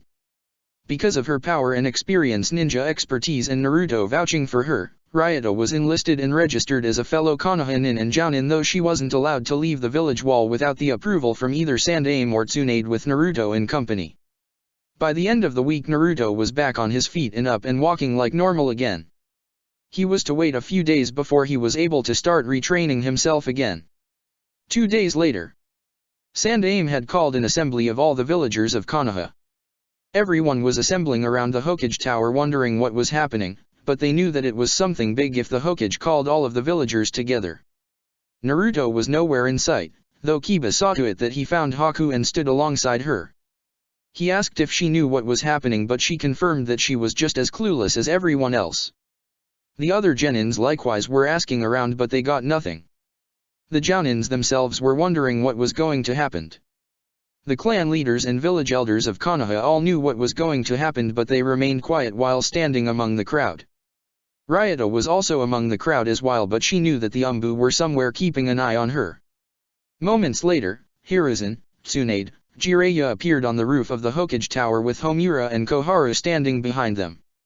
Sandaime signaled everyone on the ground to quiet down before beginning his speech.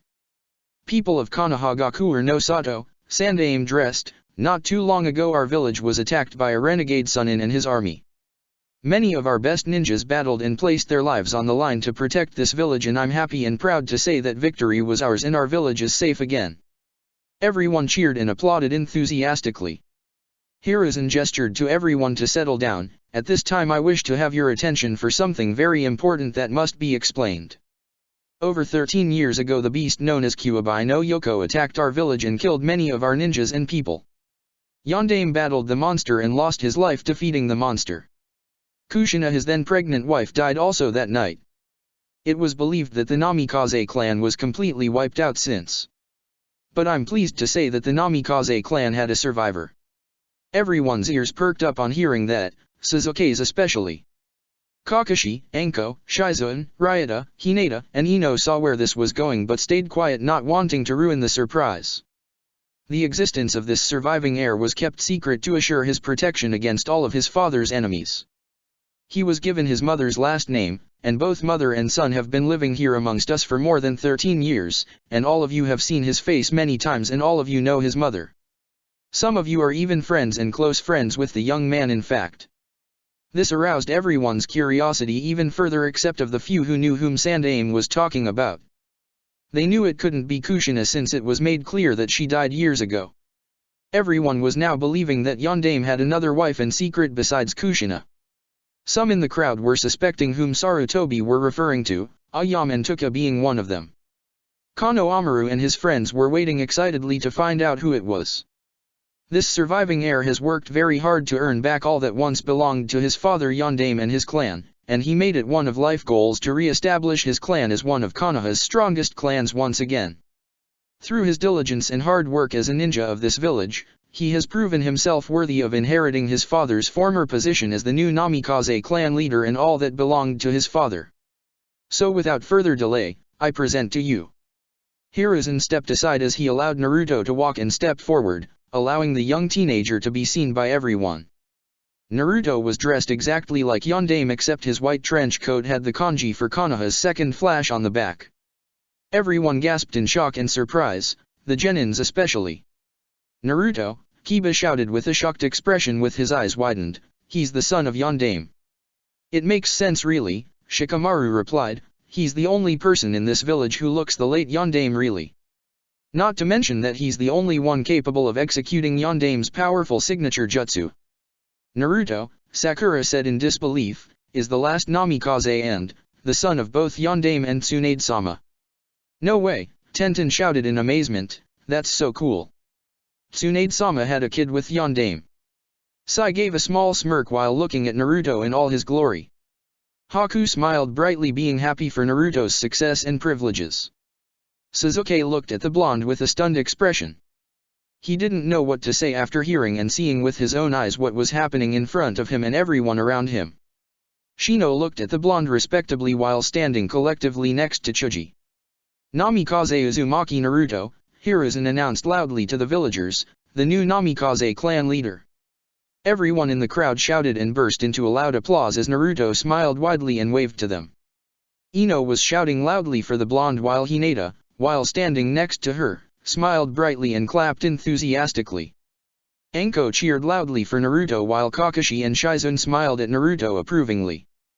Kano Amaru, Mogi, and Udon were also cheering for Naruto with Iruka smiling proudly at the blonde.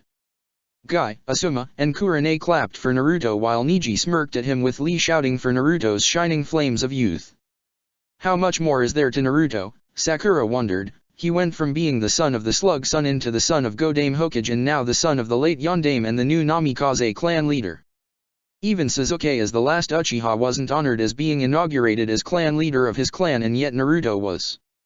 Naruto-kun is now the new Namikaze clan leader, Ryota contemplated. I'm sure things are going to get quite interesting now. I can only wonder what'll happen when news of this reaches my former village. I'm sure they'll be anything but thrilled when they learn about this. Yondaime had a kid with Tsunade-sama, a villager asked in surprised, but wasn't she much older than him? What does it matter, a young female villager retorted, Yondaime's legacy and clan hasn't died out and now he can start reviving his clan. The young girls and young women in hearing range all smiled brightly on hearing that. The thought of being wedded and having children for the son of both Yondaime and Yondaime was most appealing to them. After years of hard work, Naruto was now officially the youngest elite jounin and clan leader in Konohagakure no Sato. Elsewhere, two figures in black robes with red clouds drawn around parts of the robe were journeying to their destination. So far they didn't run into any trouble, or anyone who wanted to risk facing a quick death. "Kisame," Itaka said before he stopped walking, "we'll stop by and lodge at that small town that's about an hour's walk from here." "What?" Kisame retorted, "but that'll delay our arrival to Konoha. Naruto-kun is more than likely under heavy-duty protection and we don't need to draw too much attention to ourselves," Itaka made clear. "It'll be best if we buy our time carefully and wait for the right time to go after him." Kisame was one who enjoyed a good fight, but he knew the kind of person Itaka was. The Sharkama and Shinobi simply nodded before resume their trek. Chapter 38, Life as a Namikaze. A week later, at the Namikaze estate, Naruto was presently in his mansion inside his study office with a bunch of letters on his desk. Around him were several kage bushins to help him sort through the piling stacks of letters. One after another his clones discarded the letters into the already piled up trash cans. It was rather annoying to Naruto. Ever since his inauguration as the new Namikaze clan leader, he had been getting letters after letters, pictures after pictures from a bunch of girls and young women, in fact, letters ranging from, "Please marry me," to, "I'll have your children," the list went on. This was one of the reasons why he decided to confine himself to his estate, at least for now. "Arg," Naruto groaned in annoyance as he crumbled another letter of the same kind. He made a mental note of having one big bonfire with all of those letters. "Could these silly girls get any shallower?" Naruto said in annoyance as he rubbed his temples. "I see now why my birth mother hated fangirls and chased them all away from my father." "You seem upset," said a voice from in front of him. Naruto looked up from his desk to see Hiruzen and Jiraiya standing in front of him. "I feel like a Hokage already," Naruto joked. "Look at all these envelopes and paperwork on my desk." The two older men went over to the desk and picked up one of the envelopes. Opening it, Hiruzen took out a picture that came in it, allowing both himself and Jiraiya to see it. What they saw had them both blushing and giggling like the perverts they were, Hiruzen being more of a closet pervert. "What are you two laughing at?" Naruto inquired with a suspicious tone. Jiraiya took the picture from his former sensei and showed it to Naruto. Naruto's eyes widened with a reddened face while trying to keep the blood from bursting out of his nose. Jiraiya laughed at Naruto's predicament. "How old is that woman?" Naruto asked in disbelief, being shocked that a woman in her early 20s sent him a picture of herself in white silk lingerie while posing on a bed in a most suggestive fashion. "I don't know," Jiraiya said while placing the picture in his pocket, "but I'll be sure to look into it." "I'm certain you will," Naruto replied in sarcasm. "I've been getting letters and pictures like this for the last 5 days. Sometimes I regret that I was publicly announced as my father's surviving heir. Since my inauguration, these girls have gotten nuttier. Just the other day I was sitting at a dango bar eating some dangos when a girl came, tripped, fell, and landed on my lap by accident. She apologized and asked if there was anything she could do make up for her carelessness. I didn't need to be scientist to figure out what she meant by anything. And not too long after that another girl came, and carelessly slipped and nearly bumped into my head with her lips missing mine by so much." Neither Jiraiya nor Hiruzen missed the sarcasm and annoyance in Naruto's words. "Do you have any idea how many guys would love to trade places with you?" Jiraiya asked. "You mean besides both you and Ji-san?" Naruto remarked. Hiruzen cleared his throat at the accusation/truth while Jiraiya smiled and said, "If you like I can always henge into you and serve as a decoy while you get your personal space and go where you please." "Yes, I'm sure you'd enjoy that," Naruto remarked. "I'm only offering you whatever help I can provide you with," Jiraiya replied with a false sense of innocence. "Whatever," Naruto said, "these silly females are chasing after me because I'm the famed and honorable son of Yondaime and Yondaime Hokage. They don't see me for me and I'm sure they'd look at me a lot differently if they were to learn that I'm the Jinhuriki of the feared Kyuubi no Kitsune that my father sealed away and himself inside of. Perhaps some of them would see past that," Hiruzen figured before taking a puff of his pipe. "Who knows," Naruto remarked as he got up from his seat. "If you'll excuse me I'm going for a walk now to clear my head." "When will you be back?" Hiruzen asked. "I guess when it's empty," Naruto joked. "I'll be back later." Not giving the two older men time to reply, Naruto dispelled the clones and left the office and made his way out of the mansion and ultimately out of his estate. Hiruzen went over to the desk and sat down at the desk piled with letters and envelopes. He opened one of them and read the letter. A moment later, a perverted giggle left his mouth after reading the sensual content in the letter. Now this is paperwork from the village I could get used to, Hiruzen grinned as Jiraiya went and stood in front of the desk. He took the letter from his former sensei and read it, only to giggle as well like the super pervert he self-proclaimed himself as. I think I'll take some of these letters and photos with me, Jiraiya said as he took several of the letters and photos and stuffed them into his pockets. I'll be sure to do a thorough investigation on them to see what information I can find. I'll be sure to return with my results. Of course, Hiruzen knew what kind of information he was referring to and what he was going to use that information for.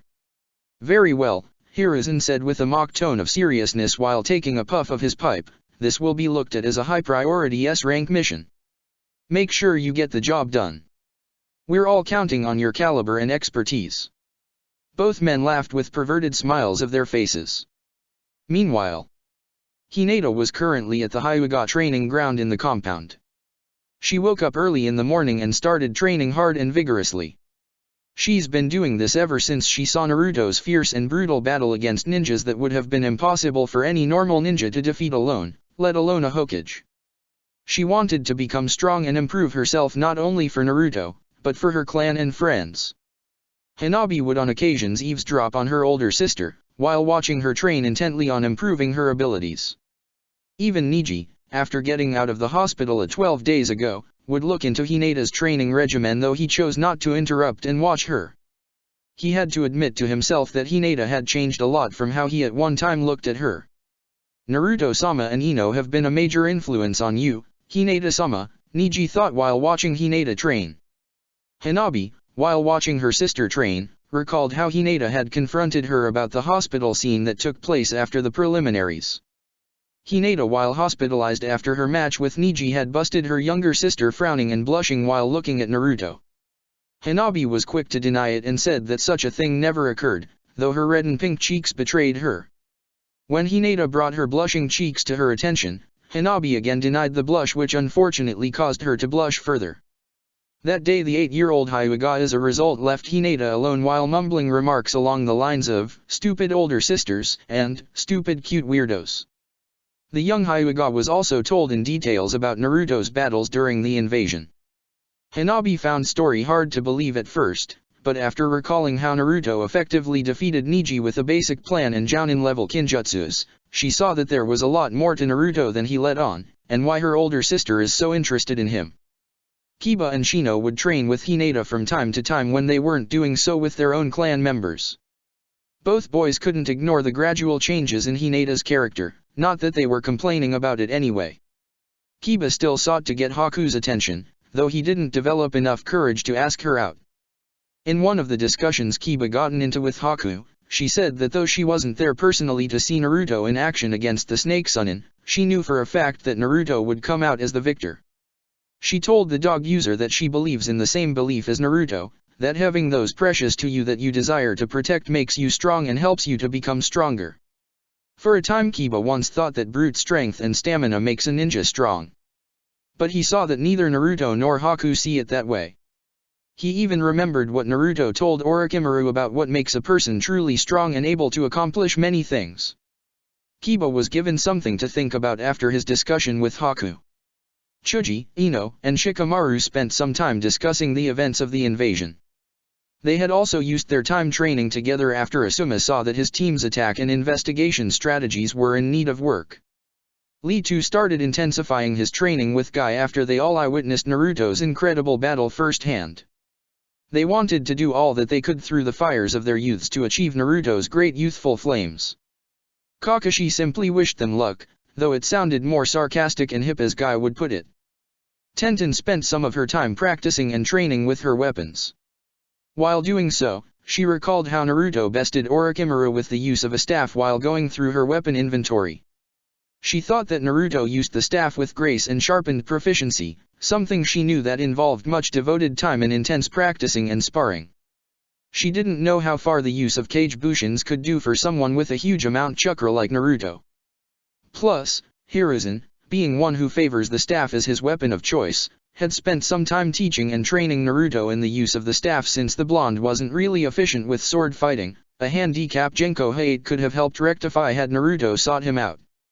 Regardless of that, Naruto learned the hard way, after a series of bruises, injured bones, and head injuries, just how skilled Hiruzen was with the staff, especially when that staff was in Ma. Even with Kage Bushins, Hiruzen gave Naruto a hard time. Still, his training served to improve his ninja arts. From all that she saw, Tenten became interested in going against Naruto from time to time in a good weapon combat and see where she measured up against him, though she knew that in real combat, he'd kill her. Sai spent his time painting portraits of Naruto's fights during the invasion and other event happening during the invasion. He also made a portrait of what he at first thought was Naruto's final moments before and after his death, capturing the heroic selflessness Naruto displayed while battling the now deceased Snake Sunin. He also made a few portraits of Naruto's revival and everyone's joy that Naruto didn't stay dead, a feat that intrigued him and many others. Sakura was returning back from the training ground after Sasuke refused to train with her again, let alone go out with her. While she was on her way back home, she saw how everyone was working together to repair the damages done during the war and helping each other out. She took note on how everyone had a skill or method to aid others in one way or another, be it medic, construction, food, whatever. She saw how no one was trying to be a liability to each other or to those helping them. That's what she felt like, a liability to her team. She recalled the times Sasuke, Sai, and Naruto had to bail her out of trouble or harm's way. She was book smart, but action-wise she was lacking. She wondered what she could do to improve herself and be of more use to her teammates and everyone else. She carried on with those thoughts while making her way to her destination. Sasuke was at the training ground by himself. For the past number of days after Naruto's death and resurrection after his victory over Orochimaru, the Uchiha had questioned his own abilities to Naruto's. The same questions had plagued Sasuke for the longest time since the battle. What's the source of Naruto's power? How is it that Naruto, the village clown, was gifted with such a great power and he as the last Uchiha isn't? What's his secret and how could he attain that great power he could use and bring about Itake's defeat and death? Sasuke knew that Naruto had attended the academy alongside him and all the other rookie ninjas, but Naruto was the only one who reached Kage level before any of them, and what escaped the Uchiha was for how long was Naruto this strong and was holding back against them the entire time. The very thought that Naruto held back against them irritated Sasuke. He wondered if Naruto was always this strong, then for what purpose did it serve to have Naruto attend the academy for 4 years just to become a genin? Was it to mock them, he wondered, was it for Naruto to study and observe them? Sasuke shook the thoughts away before focusing on how he was to deepen his training to match and outdo Naruto's power. Sasuke then thought back to when Itachi killed off the entire Uchiha clan in one night by himself. The young Uchiha recalled what Itachi told him and how to acquire the Mangekyo Sharingan: you must kill your closest friend. Sasuke knew that his brother managed to acquire the Mangekyo through that method. However, Sasuke wondered if there was another method in getting that power without having to resort to the suggestion Itachi himself used. Sasuke decided to found an alternative he could use to attain real power, the very things he needed to use against Itachi. Speaking of which, there was something that Sasuke wanted to gain from Naruto. In fact, after seeing the power behind that jutsu Naruto executed, Sasuke thought that having possession of that jutsu was be more than enough to not only kill Itachi, but to raise his level of power and strength many folds. That was the very jutsu Sasuke wanted to ask Naruto about. With that in mind, Sasuke left the Uchiha district and went in pursuit of the person he sought to find. Elsewhere, Naruto was at one of the training grounds by himself. Presently he was wearing his standard Jounin uniform with his white trench coat lying on the ground by one of the trees. The elite Jounin spent the last 2 hours training intensely, though Tsunade warned him about going overboard. Regardless, Naruto wasn't one who accepted having physical limitations. While doing one of his running drills, rock projectiles were sent flying at him. Naruto dodged all of the oncoming attacks and punched and shattered several of the other rock projectiles thrown at him with eye-popping speed. Suddenly, a female garbed in Jounin uniform came flying at him from one of the trees and engaged him in what seemingly looked like mortal shinobi combat. The two fighters exchanged blows with each other, trying to gain dominance over the other. The kunoichi then somersaulted and brought her feet to Naruto's face, making him airborne as he soared to the air. As she went to pursue him, he puffed into a wooden log. Before she could decipher how she was outwitted, she felt a strong knee was delivered to her left side of her ribcage, causing her to scream out in pain as she was sent plunging into the ground. Naruto landed down on the ground and walked over to where the kunoichi collided, finding her holding her injured ribs. "Damn it, Naruto-kun," the kunoichi swore, "you hit so freaking hard." "Stop your infernal whining, Ryota," Naruto shot back, "I was soft on you compared to what I did to you last time." "Gee," Ryota remarked in sarcasm, "your charming personality can really go far with young girls. I'm sure yours do wonders for you in getting a decent boyfriend," Naruto shot back before being rewarded with a vein that popped from Ryota's forehead. It was clear to the blonde that he struck a nerve or two. It was clear that Ryota was a beautiful girl, but because of her origin from Iwagakure, many young males stayed clear of her, and the only one she could be around with is Naruto, but that's because of the circumstances she was presently in with regards to Naruto. "Whatever," she shot back as she massaged her injured ribs. She winced from the immense pain she was in. "Let me take a look at that," Naruto offered as he went over to her. He placed his hand at her side and examined the area he inflicted the injury. Focusing his chakra, a green glow came from out of his hand and over the injury. The pain Ryota was feeling gradually died out. It was 10 minutes later when Naruto was done. "All fixed now," Naruto stated. Ryota flexed and moved around a bit. Ryota sighed in relief, "That's ever so much better. You seem to enjoy the way I handled the attention your body was in need of," Naruto teased. Ryota futilely tried to fight back a blush that appeared on her cheeks. "Pervert," Ryota snorted, "I know I'm beautiful in every way, but I assure you that I'm not that easy." Naruto wanted to give a snide remark on that but decided against it. "Whatever you say," Naruto shot back, "well, I'm in the mood for some ramen and dangos." "Don't you eat any healthier foods?" Ryota retorted, "Eating that stuff all the time can't be good for your health." "I didn't know you cared," Naruto remarked. "I just don't want you to die at a young age from heart failure due to poor dieting," Ryota shot back with an annoyed expression, "and ultimately take me to the grave with you at the same time." "Please," Naruto shot back, "I died once before from an even deadlier method of my own device and that didn't hold me down for long now, did it?" Ryota wanted to counter him but she found nothing that was able to refute what he told her. Feeling satisfied with himself, Naruto picked up and placed his trench coat back on. He then turned to the direction he was about to walk off into when. "Get out from hiding in the trees, Sasuke," Naruto shouted. Sasuke wasn't at all surprised that Naruto found him so easily. Sasuke snorted as he jumped from the tree and walked over to Naruto. "So the almighty Sasuke has decided to grace us with his presence," Naruto remarked in sarcasm, "What do we owe this extraordinary honor?" Sasuke kept himself in check, though annoyed at Naruto's mockery of him. "Naruto," Sasuke started with this being a very hard pill to swallow, he found it hard to believe that he had to stoop to going to Naruto of all people for what he wanted. "I want you to train me." "Oh," Naruto remarked with an uninterested tone, "what makes you think you're worth my time? I already have 3 youths in mind that I'm already interested in training and you're not one of those 3. And besides you already have Kakashi Aizen to teach you." "That's not enough," Sasuke replied, "you're far stronger than he is and you know that's true. Those jutsus you used back at the stadium, the Hiraishin and Raise-Non, they're your father's very jutsus. And you have the ability to summon foxes. You managed to slaughter an army and 3 cage-level shinobis within less than a few hours. You've reached a level of power that many can only dream of achieving. I seek to attain that level, especially if you teach me how to use the Hiraishin dash." "Not happening," Naruto cut in sternly, "the Hiraishin is a trademark familial jutsu of the Namikaze clan that cannot be taught or copied. My father made sure to that." "So it's a bloodline limit?" Sasuke asked. "More like an artificial bloodline limit my father specially created," Naruto retorted, "no one outside my familial bloodline can use it.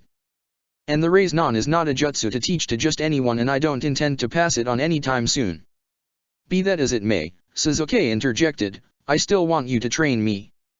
"Tell me," Naruto asked him, what purpose do you fight for and who in your life now is precious to you? My goal is to kill a certain man, Sasuke straightforwardly answered. Itachi, Naruto replied. Uchiha Itachi, Ryota jumped in, the S-class missing nin responsible for the massacre of his own clan and only leaving his little brother alive for reasons unclear. That's the very shinobi, Naruto confirmed. Didn't you tell me that you killed him? Ryota asked. Naruto corrected, no, I defeated him back then only because of his poor judgment of me. But I didn't have enough time or strength to finish him off. The only one who's going to kill Itachi is me, Sasuke stated with a determined look. If you were able to beat him back then surely you can train me to reach a level of power higher than his. I must gain more power so I can have my revenge against my brother and rebuild my clan. Therefore, Naruto replied, I will not train you. What? Sasuke replied in disbelief. The answer you gave to my question showed me that you hold a lot of hate, you fight solely for power and the desire to satisfy your own interests and want for vengeance, Naruto stated firmly. You hold no one but yourself in high regards and not once did you mention protecting anyone precious to you, not even your own teammates and sensei, and that to me makes you weak. Be on your way Sasuke. I have neither the time nor interest to teach a wannabe avenger. Naruto turned and walked off from Sasuke with Ryota following close by. Sasuke dashed speedily and appeared in front of Naruto and Ryota. Fight me, right now Naruto, Sasuke challenged, I want to measure myself against you. Surely you can't be serious, Ryota remarked. This doesn't concern you, Sasuke retorted, this is between me and Naruto. You wish to do combat, Naruto said, I don't have time for this. You're right, a new masculine voice said from the sideline, in fact, you don't have time at all, son of Yondaime. Sasuke looked from Naruto to the person owning that very voice, the voice that haunted his mind in nightmares. It's been a long time, Sasuke, the figure said. Uchiha Itachi, Sasuke spat coldly. Naruto and Ryota calmly turned to see both Itachi and Kisame standing to the right of them. The kid looks like you Itachi, Kisame noted. Itachi simply replied, he's my younger brother. So that's the Uchiha Gaki you left alive, Kisame grinned toothily. Itachi, Naruto remarked, what an unpleasant surprise. How's your head feeling from our last encounter? The older Uchiha saw where Naruto was going with that comment but decided not to pay it any mind. You're Hoshigaki Kisame, Ryota said pointing to the taller ninja, you're an S-class missing nin from Kirigakure, formerly one of the 7 swordsmen of the mist and also known as the mysterious person, monster, of the hidden mist. You're wanted for murdering a daimyo and your other crimes in Kirigakure and other nations. In the bingo books both you and Itachi are wanted criminals. So you're heard of us, Kisame remarked, and whom might you be? I'm Ryota, she answered. Ah, Kisame said, I've heard of you too. You're that Kunoichi from IWA formerly known as Uegakure's Shining Stone. You're classified as a high A-class missing nin in that bingo books with a hefty bounty on your head. You're wanted for turning traitor and abandoning what was recorded as a classified high A-rank mission and siding with an enemy village, namely Konohagakure. Looks like my former village didn't waste time exacting my death, Ryota remarked. Indeed, Kisame smiled toothily, I'm sure Deidara-san would have been most interested in seeing you again after all this time. Hearing that name made Ryota snarl venomously as strong bloodlust seeped from out of her. Seems this Deidara character and Ryota have some form of history with each other, Naruto thought, and not a good one from the look of things. Namikaze Uzumaki Naruto-kun, Itachi said, we're here to take you with us. Chapter 39, A Close Fight. Back in Tsunagakure. Tamari was taking a walk around the village seeing how everyone was trying to move on with their lives after everything that took place in regards to the recent war and the late Orochimaru's deception. She sighed to herself before continuing on her way. While she was walking, a certain ninja came to mind, a ninja many have been talking about. This ninja was Naruto, the famed shinobi of Konoha who's helped Gaara in ways everyone else in Suna couldn't do. It's been like this ever since many around the village began taking note of Gaara's gradual change in his characteristics. Tamari saw from the past few days how Gaara made attempts to be around the Suna nins in spite of their still present fear of him. It didn't seem like much to the populace presently, however to Tamari, it meant a great deal. Naruto-kun, Temari said lowly to herself as she recalled the events that occurred in Konoha the day she and her younger siblings entered the village for the first time. She never expected that they'd come across a Jinhiriki who truly sought to help Gaara and not see him as a threat or monster in spite of Gaara's instability. The thought alone made Temari look at Naruto in a completely different light from all the other guys she ever came across. She was soon snapped out of her train of thoughts when she overheard a few of the Chiryunins conversing with each other about a particular ninja. "You heard the rumors too, I see," said the first Chiryunin. "It's no rumor," said the second Chiryunin. The second Flash of Konoha had recently been inaugurated as the new clan leader of the Namikaze clan. "Are you serious?" asked the third Chiryunin. "I thought that clan was long extinct." "That isn't exactly true," said the second Chiryunin. "It just so happens that Konoha's second Flash is the very son of Konoha's late Yondaime Hokage." "I didn't know that Konoha's Yellow Flash had a kid with Tsunade-sama," the third Chiryunin said. "It's been a well-kept secret until now," said the second Chiryunin. Temari couldn't believe what she was hearing, but when she thought about it and recalled how Naruto looked like and his abilities, she saw that it made complete sense. Turning around, Temari hurried back to the Kaze Cage Tower to find out more information about Naruto, especially since she last heard and seen from Naruto, he was in a coma. Meanwhile in Konoha's forest. "Ever since that day you left me alive," Sasuke continued, "I lived by the words you told me to live by in order to kill you." Sasuke performed a few hand seals before charging his attack. "I hate you. I detest you." Itachi looked over at Sasuke with an ever-calm demeanor as he watched his younger brother's attack increasing in power. "Chidori." "Sasuke," Naruto called out, but his voice fell on deaf ears as Sasuke highly charged his Chidori. "I'll kill you," Sasuke yelled as he charged at Itachi with the full-blown intent on killing him. "Die." As Sasuke thrust his charged left arm forward, Itachi raised his right hand and caught Sasuke's left arm, effectively deflecting the Chidori to the left side of the forest, blowing up a few trees in the attack's path. The older Uchiha held onto Sasuke's hand tightly as the electricity gradually died out. It wasn't long until the electricity completely died out. Naruto wasn't at all surprised that Itachi managed to easily deflect Sasuke's Chidori, especially since the attack causes tunnel vision, thus making it predictable and easy to evade by an experienced shinobi. Itachi tightened his grip on Sasuke's wrist, causing the younger Uchiha to grimace from the pain. Ryota formed a hand seal and started gathering chakra from within herself. Kisame turned to the girl as he and the others saw an aura of chakra forming around her in the form of a flame aura, with her dark brown hair dancing with the flow of her aura. "Looks like she's interested in starting a fight with us," Kisame said. "The girl have quite an interesting amount of chakra." Sasuke reared his free fist back and readied to punch Itachi. "Why you dash? You're a bother," Itachi said without looking at him before breaking Sasuke's left wrist, causing the younger Uchiha to scream loudly in pain before falling to his knees while holding onto his broken hand. "Sasuke," Naruto called out as Ryota readied her chakra to attack. While forming hand seals, she said, "Ninpo, Iwa no dash." "Not so fast," Kisame cut in as he took a swift swing with his same hata at Ryota's chakra aura. Naruto rushed and pushed Ryota out of the way before his sword made contact with her chakra. Kisame snarled on seeing that his attack was evaded. "You were careless," Naruto scolded. "That same hata sword of his shaves and devours chakra. You would have been left defenseless." Naruto and Ryota stood back up. "Ryota," Naruto continued, "I'll engage Itachi while you take on Kisame. Since you're an earth type, all of his water jutsus will prove useless against you. But don't let that handicap move you to underestimate him, so be careful."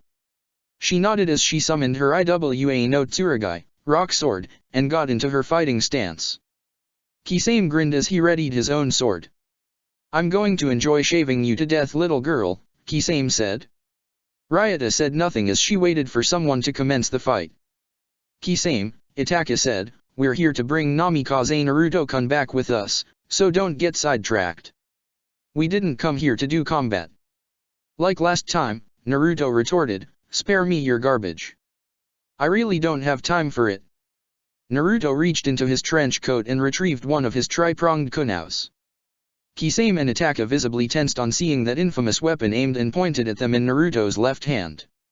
"Ready to die first, Itachi?" Naruto asked as he prepared to create his Rasengan in his right hand. Itake's eyes narrowed at Naruto as he tried to read and calculate him.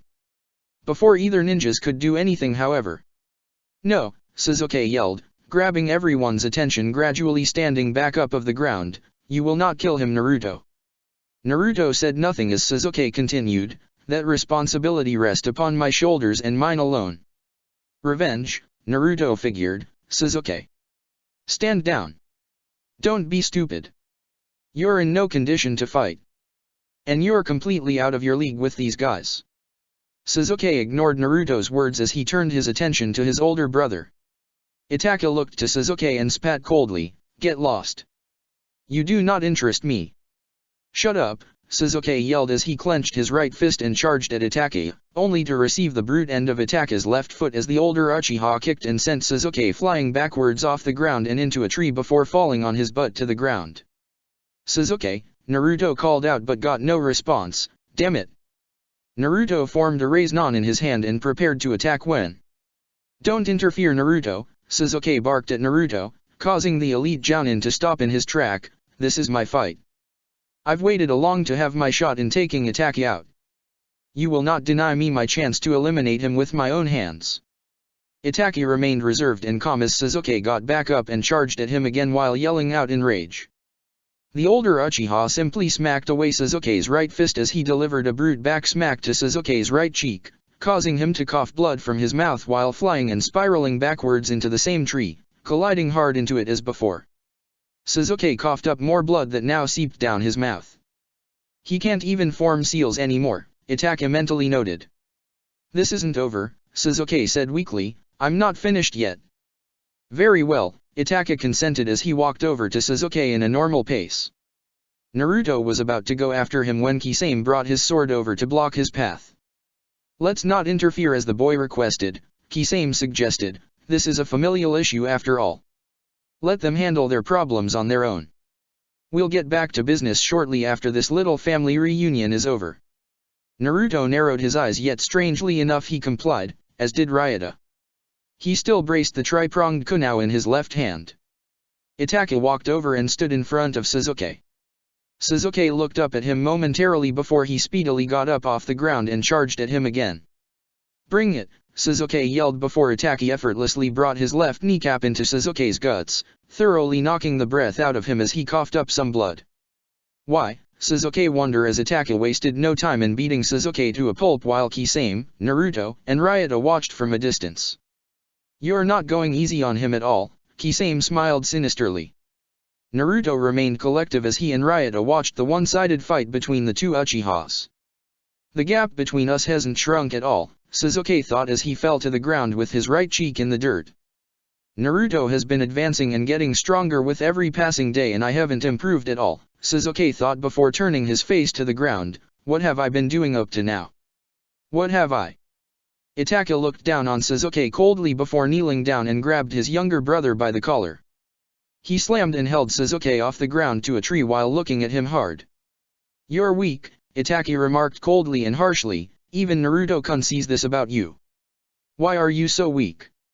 "I'll tell you," whispered in Sasuke's right ear, "you lack hatred." Itachi then activated his main Jikyo Sharingan and looked into Sasuke's eyes. What followed next was blood-curdling screams coming from Sasuke as Itachi tortured him with his eyes, making him suffer what felt like 24 hours of helplessly wandering around while reliving the Uchiha clan massacre over and over again. Being cruel as usual, Kisame smirked. He even used Tsukiyomi on his own little brother. Sasuke continued screaming until he gradually lost consciousness, though his eyes were still left open. "Hey," Ryota yelled, "pick a fight with someone of your level, you coward." The Kunoichi ran towards Itachi with Kisame following close by. Seeing this, she speedily turned, and took a swing with her sword to his head. Kisame hurriedly brought his sword over to block the attack, thus commencing a fierce sword fight between the two ninjas. Meanwhile Naruto, after placing his tri-pronged kunai away, hurried over to Sasuke before Itachi turned and threw Sasuke over to Naruto like a pile of garbage. "Kage Bushin no Jutsu," Naruto yelled as a clone came to life and caught Sasuke. Naruto charged at Itachi as the older Uchiha pulled out his katana, readied himself for combat. Stopping in his tracks, Naruto pulled out a small scroll from within his trench coat and opened it. Pouring chakra into the seal on the scroll, he summoned a staff with a large blade from within the scroll and aimed it at Itachi.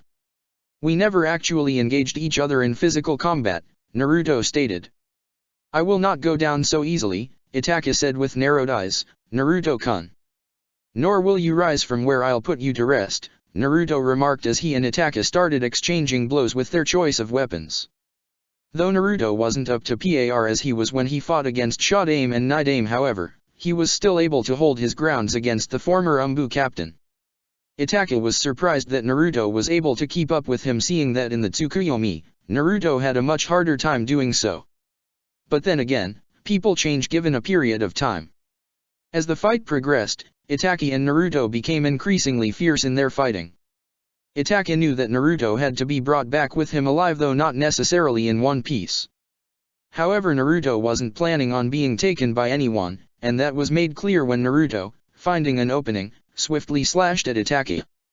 The Uchiha speedily back away, but not before feeling a sharp pain run across his right arm. He looked at his arm to see that Naruto managed to land a blow on him. He was bleeding with a slash across his right arm. He realized that he was wounded, something that rarely ever happened. "I'm getting sloppy," Naruto commented. "I missed my chance to remove your arm that time, Itachi. I'll have to make up for it with your head this time." Itachi remained calm in spite of the situation, though his eyes narrowed at the younger ninja. His mind was calculating the situation, though he saw that Naruto wasn't about to let him have his way. He dismissed the thought of trying to trap him in the Tsukuyomi after recalling what happened to him last time he resorted to using that dojutsu. Itachi, however, figured that there had to be a reason why Naruto hadn't resorted to using his Hiraishin during the fight. Whatever the reason, Itachi wasn't willing to place a gamble on whether or not Naruto would use that jutsu as a last resort. Doing a series of hand seals, Naruto summoned 2 deadly vipers, South African black mambas, from the sleeves of his trench coat. Itachi looked on at the elite Jounin as he had the black mambas laced venom across the blade of his weapon. When that was done, the vipers hissed at Itachi while remaining around Naruto's arm. "These vipers are the deadliest snakes in the world," Naruto remarked. "Good luck obtaining an anti-venom once you're bitten with the fang of my staff." Poisoning his weapons, Itachi thought, just like Sasori. He certainly isn't the boy I fought 2 years ago. Meanwhile, Ryota was battling it out with Kisame. Needless to say, the 2 ninjas were going all out against each as several trees were destroyed or blown apart, with a few areas littered with craters in the ground made from Ryota's punches. Many of Kisame's water jutsus were effectively countered, as Naruto figured would happen with Ryota's earth affinity. This proved to frustrate Kisame, but he continued his fight with the Kunoichi. As this was going on, Naruto's clone watched over Sasuke's unconscious form while watching the fights that was taking place. "You little worm," Kisame remarked, "I'll stomp you back into the ground from where you came." Speaking of going into the ground, Ryota raced through a series of complex hand seals and slammed her hands into the ground. Doton, Shinbutsu Jimen no Jutsu, Earth Release, Sinking Earth's Surface Technique. A shockwave traveled through the ground from the girl seconds before the ground started sinking into itself towards Kisame's direction. Kisame ran and jumped from tree to tree while trying to avoid being sucked into the sinkhole as the trees were being sucked and pulled down into the ground. Canceling the jutsu, Ryota, with her chain boulder mace in hand after summoning it, charged after Kisame while hurling the huge spinning spike ball into Kisame's direction. Kisame backflipped into the air before the ball could make contact with his body. As Kisame was about to land on the ground, Ryota raced through another series of complex hand seals and Doton, Mimaizu Bokatsu no Jutsu, Earth Release, Earthworm Grave Technique, Ryota said after clasping her hands together. From out of the ground burst forth 4 large earthworms made from rocks, dirt, and gravel. The worms speedily rushed forward into Kisame's direction. Seeing the danger, Kisame hacked at the worms and broke them apart. But as soon as that was done, the worms reassembled themselves as though they were never hit at all. Before Kisame could do anything, the worms dug into the ground and tunneled toward Kisame. Before they reached Kisame, one of the worms burst from the ground and opened its mouth, shooting forth 3 tentacles from its mouth and over to Kisame. The water-type Akatsuki nin hacked and slashed at the tentacles, but he was unaware of the other tentacles reaching for his feet from behind. That was until a strong jerk pulled him off his feet and landed him down to the ground. Kisame struggled against the tentacles as they pulled him towards the mouth of their owner, attempting to swallow him whole. "You're not getting out of this that easily," Ryota smirked toothily, "you eat the worms and sometimes the worms eat you." Kisame saw that Ryota had the advantage, especially since he was completely surrounded by earth and dirt, and water at this point would be useless since earth elements overpower water. "I really hate this girl," Kisame muttered to himself while wrestling with the tentacles trying to pull him into the worm's mouth. Meanwhile in Suna, Temari was being briefed by Baki about everything that happened in Konoha, from Naruto's revival to his inauguration as the new Namikaze clan leader. She listened to everything being explained to her while only asking a few questions a couple of times. "So he's the son of the once feared Yellow Flash of Konoha," Temari said with interest, "not surprising after seeing all that's happened in Konoha during our time there." "That isn't all that's happened, Temari," Baki said. "Our village council discussed in great length the issues concerning both Konoha and Suna." "Yes. The council seeks to create an alliance with Konoha," Baki said. "After all that's happened, I highly doubt Konoha's council will be all in favor of it," Temari retorted. "Yes, I know," Baki said. "The council is aware that an alliance with Konoha will require certain conditions and agreements to be made." "And what does this have to do with me?" Temari asked. Before Baki could explain, the door opened. "Baki-san, Temari-san," Asuna Jounin interrupted as he stood by the door, "the council has requested the audience of both you and Temari-san immediately." Temari sighed and nodded her head. Both she and Baki exited the room and made their way over to the council meeting room, with Temari wondering what the council had in store for her. Back in Konoha, Ryota was presently catching her breath. Parts of her Jounin gear and clothes were torn and ragged, and Ryota herself sustained a few bruises and scrapes from Kisame's same hata. Kisame himself had sustained some injuries of his own and parts of his Akatsuki clothes were torn. Still he was willing to continuing fighting despite the advantage Ryota still had over him. "You got spunk Gaki," Kisame smirked. "I'll be sure to give Deidara-san your final regards." Ryota snarled on hearing that name again. "Shut up," Ryota spat. Itachi wasn't enjoying how things were turning out, and Naruto proved to be more of a problem than he had expected him to be. In spite of his weakened condition, Naruto was still a troublesome ninja to take down. He had to deal with both of Naruto's vipers and Naruto himself with his poison-induced staff. Being experienced in fighting, Orochimaru gave Itachi a bit of a heads up about what Naruto was up to, but Naruto had his own style unique from the dead Snake Sunin, therefore Itachi couldn't get a desired advantage over the elite Jounin. "I see now why Orochimaru lost to you," Itachi commented. "You're truly a formidable ninja." "Flattery won't get you anywhere, Itachi," Naruto retorted, "and I have yet to kill you." "Naruto-kun," Itachi continued, "you have something we're keenly interested in retrieving, and we'll leave you and Konoha alone if you simply tell us the whereabouts of Kyuubi. I'm sure you have the ability to summon him with the fox contract you have with that Baijuya." "So what of it?" Naruto remarked. "You have to be truly full of yourself to believe I'd do something like that for you. And killing me won't get you what you want." "You know something, Naruto-kun," Itachi replied, "you're absolutely right." Gripping his katana, Itachi rushed at Naruto head-on. Naruto was surprised at Itachi's direct form of attack. Before Naruto could counter Itachi, however, the Uchiha suddenly dashed to the side past Naruto. "What the dash?" Naruto said with a dumbfounded expression. That was when he realized whom Itachi was going to attack from behind. "Ryota, look out!" Naruto yelled as the kunoichi turned to see Itachi's katana speedily coming at her, leaving her with little to no time for her to react. Just as Itachi's katana was about to pierce her through her heart, Naruto shunshined in front of Ryota and clashed the blade of his staff against Itachi's katana, effectively deflecting the attack and pushing Itachi back from her. Ryota was left surprised at seeing what Naruto had done for her. In truth, she truly wasn't expecting that. Naruto stood by Ryota as he aimed his staff at Itachi. Itachi's eyes narrowed at the blonde. "You risked your life to save the life of a kunoichi who's from a hidden village that despises our home village, a most foolish gesture." This coming from a traitorous shinobi who slaughtered his own clan and family before brutally traumatizing his own little brother, Naruto replied with a voice laced with venom, "Don't preach me such hypocrisy. Regardless of her past, Ryota is now a citizen of Konoha, and yes, I will protect her and everyone else of Konohagakure."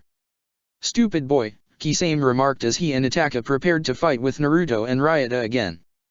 Just as they were about to go at it again, the surrounding environment underwent a shocking and bizarre transformation. The four of them were surrounded by what appeared to be an organic meaty tunnel of some sort that closed off the outside world, trapping everyone inside it. What the? Ryota said, not having a clue as to what just happened. Ninpo, Gamaguchi Shibari, ninja art, toad mouth trap, Jiraiya said while being a couple of feet behind Naruto. Currently he was kneeling on one knee with both hands on the organic ground. Itaka lowered and sheathed his katana before turning to face Jiraiya. Kisame looked down to see the organic substance beginning to wrap around his feet. You're out of luck, Itaka, Kisame, Jiraiya smirked, you're inside my stomach now. I summoned the esophagus of the gigantic frog from the Miyaboku Mountains rock in. You both are wanted criminals anyway. I'll turn you two into food for this rock frog. Itaki and Kisame saw the danger they were in. What is this jutsu? Ryota asked out loud while looking at the meaty surroundings. Ryota, Naruto said, you stand still. This is Arojisan's jutsu, so don't worry about it. Naruto-kun, Itaka said, tell Kakashi-san that Sasuke's skills need a lot of work. I will not spare my foolish little brother a third time. Naruto said nothing to the older Uchiha. Kisame, come, Itaka said as he took to flight in the opposite direction of Naruto, Ryota, and Jiraiya. Kisame followed in pursuit after pulling his same hata from off the organic ground that was starting to pull the sword into itself. It's useless, Jiraiya yelled, no one has ever escaped from this before. Pushing down on the organic meaty ground, Jiraiya caused the meat walls to sprout tentacles and chase after the two Akatsuki nins who were now running for their lives. That wall of meat is chasing us, Kisame noted while trying to hack away the tentacles as more came after them. The both of them kept running till they saw that the end of the tunnel was closing in on them, thus eventually trapping them inside the esophagus. This meat wall is faster than us, Kisame said, at this rate. Itaka momentarily closed his eyes as the gathered chakra into his eyes. Opening his eyes, he shot a powerful blast from his eyes, erupting into a large explosion that briefly shook the ground a bit. What the hell? Naruto said as Jiraiya got up and ran speedily from where he was past Naruto and Ryota to the turning corner of the tunnel. Naruto and Ryota followed Jiraiya to the end of the meaty hall to see what Jiraiya was looking at. They came to see a large hole at the end of the other side of the long tunnel with what looked like black fire burning around the opening of the tunnel. They're gone, Ryota acknowledged. Thanks for stating the obvious, Naruto remarked cynically. Jiraiya looked at the scene opening with a serious demeanor. I can't believe they managed to break through these walls. Meanwhile, Kisame and Itaka were speedily jumping from tree to tree before jumping into the running rivers while continuing their retreat. Why must we retreat? Kisame asked, we still have to retrieve that blasted kid. There's no hurry to retrieve Naruto-kun right now, Itaka said, besides I need to rest somewhere for a while. I had to use Tsukiyomi and was even forced to use Amaterasu, goddess of the sun, Itaka deactivated his Sharingan and returned his eyes back to normal. Back inside the meaty tunnel, Ryota went over to where the black flames were. What is this? Ryota asked as she moved closer to the flames. I've never seen black flames before. Don't go near it, Jiraiya loudly warned, causing Ryota to jump and back away from the flames. The Toad-Sunin wondered how Itaki and Kisame escaped from his trap while at the same time wondering what that black fire was. He was surprised that in spite of the fact a rock frog breathes fire that its internal organ was burned. Putting those thoughts to the side, Jiraiya pulled out a small scroll and knelt down on the ground before unrolling the scroll open on the meaty ground. Pulling out a brush, he started writing some seals onto the scroll with Naruto and Ryota standing beside him. When that was done, he placed his brush away and slammed his right hand to the ground, thus activating the sealing mechanism as blue energy came from out of the scroll and over to where the black flames were. The flames were absorbed into the energy before the energy returned back into the scroll where it sealed the flames away. Jiraiya then rolled the scroll back up and tied it tightly. That should do it, Jiraiya said as the Naruto's clone came over to them while carrying Sasuke over his shoulder. Naruto signaled Ryota to retrieve Sasuke from his clone. She nodded and went over to the clone, who handed Sasuke over to her unconscious genin over to her. The clone then cancelled itself out of existence before Jiraiya slammed his right foot down onto the ground, causing the meaty surroundings to disappear and return the environment back to normal. Naruto and Jiraiya walked over to where Ryota and Sasuke were. The three of them saw that Sasuke's eyes were opened but his mind wasn't there.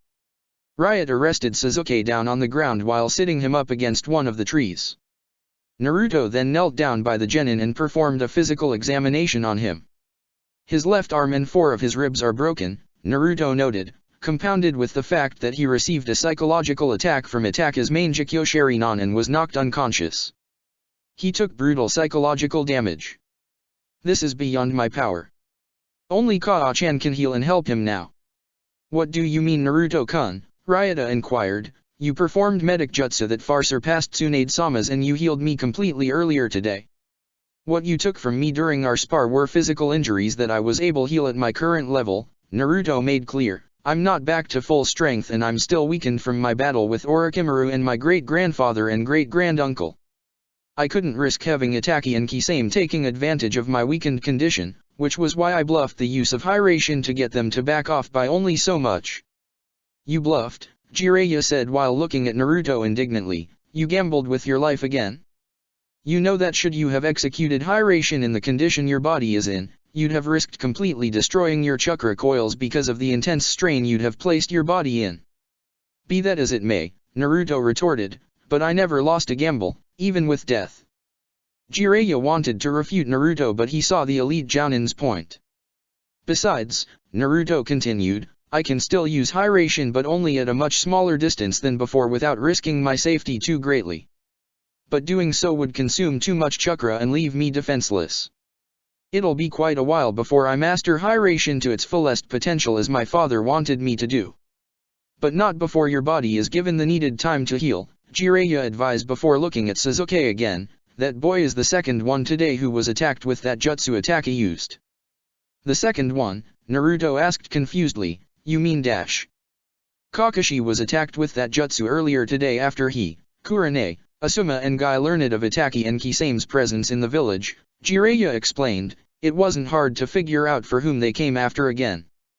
But that's not all. Naruto stayed quiet as he waited for Jiraiya's further explanation. The Sannin continued. Word about your battle and victory over Itachi, Gaara, Orochimaru, and his army, and your inauguration as the new Namikaze clan leader have reached the Akatsuki and other hidden villages. According to the information I received from my spy network, you've already been placed in the bingo books in numerous hidden villages as a high S-class ninja. Like your father Minato, ninjas were warned not to engage you in battle but to flee on sight.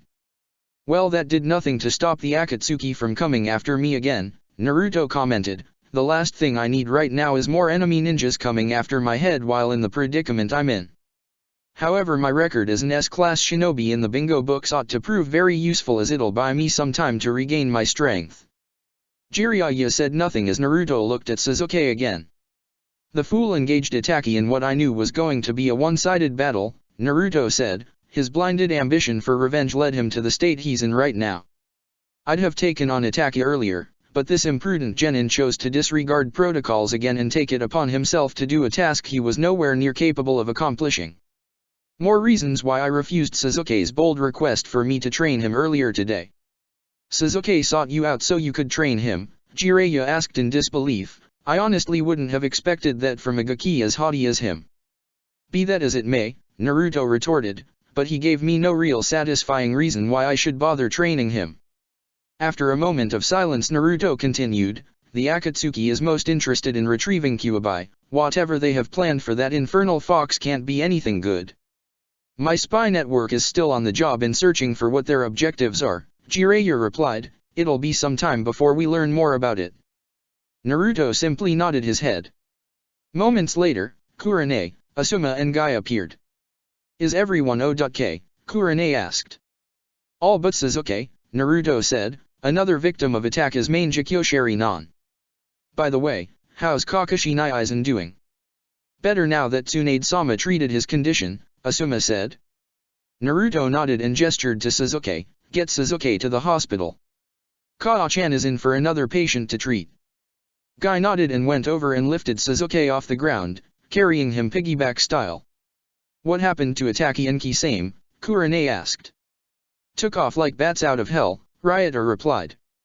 I'll go and give Ji-san a full report, Naruto said as he and the others made their way back to the village. While on the way, Naruto turned to Ryota. Hey, Ryota. The kunoichi turned to Naruto and asked, what is it? I heard Kisame mention something about this Deidara person and you didn't look so happy upon hearing his name, Naruto said. I'm taking it that you both didn't have that great a history together. Deidara is an S-class missing nin from Iwagakur, Ryota explained. He's a pyromaniac who uses clay for molding his deadly explosive clay artwork. He can also resize and animate his artwork to make them walk, fly, or whatever he wishes for them to do.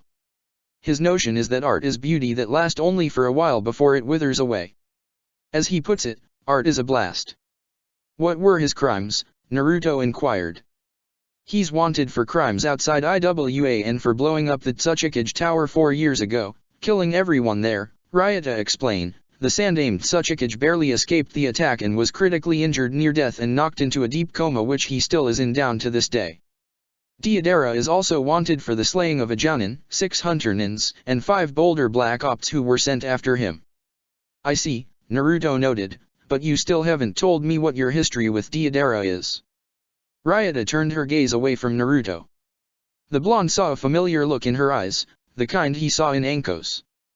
Ero-jisan, Naruto said as he stopped walking and pulled Ryota to the side. Ryota, and I will catch with you guys later. Tell Ji-san I'll report to him later today. Jiraiya nodded as he signaled the others to follow along with him. After they were out of sight and hearing range, Naruto turned to Ryota and said, Alright, so tell me, what's your history with Deidara? I don't want to talk about it, Ryota replied. Naruto crossed his arms over his chest and retorted, and why not? Let's just say that I prefer my past to stay buried under a rock. Ironic, Naruto remarked, but the truth of the matter is that you have no one else to tell you story to. Everyone else back in Konoha with the exception of only a handful I can count with my fingers will listen to your story, no less give you the time of day. You really have nowhere else to go and I'm the only reason why the village council and Umbu weren't able to lay a hand on you and why you were allowed to join the ranks of Konoha's shinobis. So what reason is there that you can't tell me your past? Ryota sighed and lowered her head in defeat. She knew that Naruto was telling her was the truth. Taking a breath, she started, Deidara was once my Jounin sensei when I was 7 years old.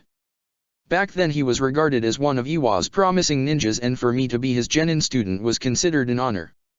He taught me many things, nature manipulating of earth being one of them. I loved and looked up to him as a big brother for a time. I even developed a crush on him at one time.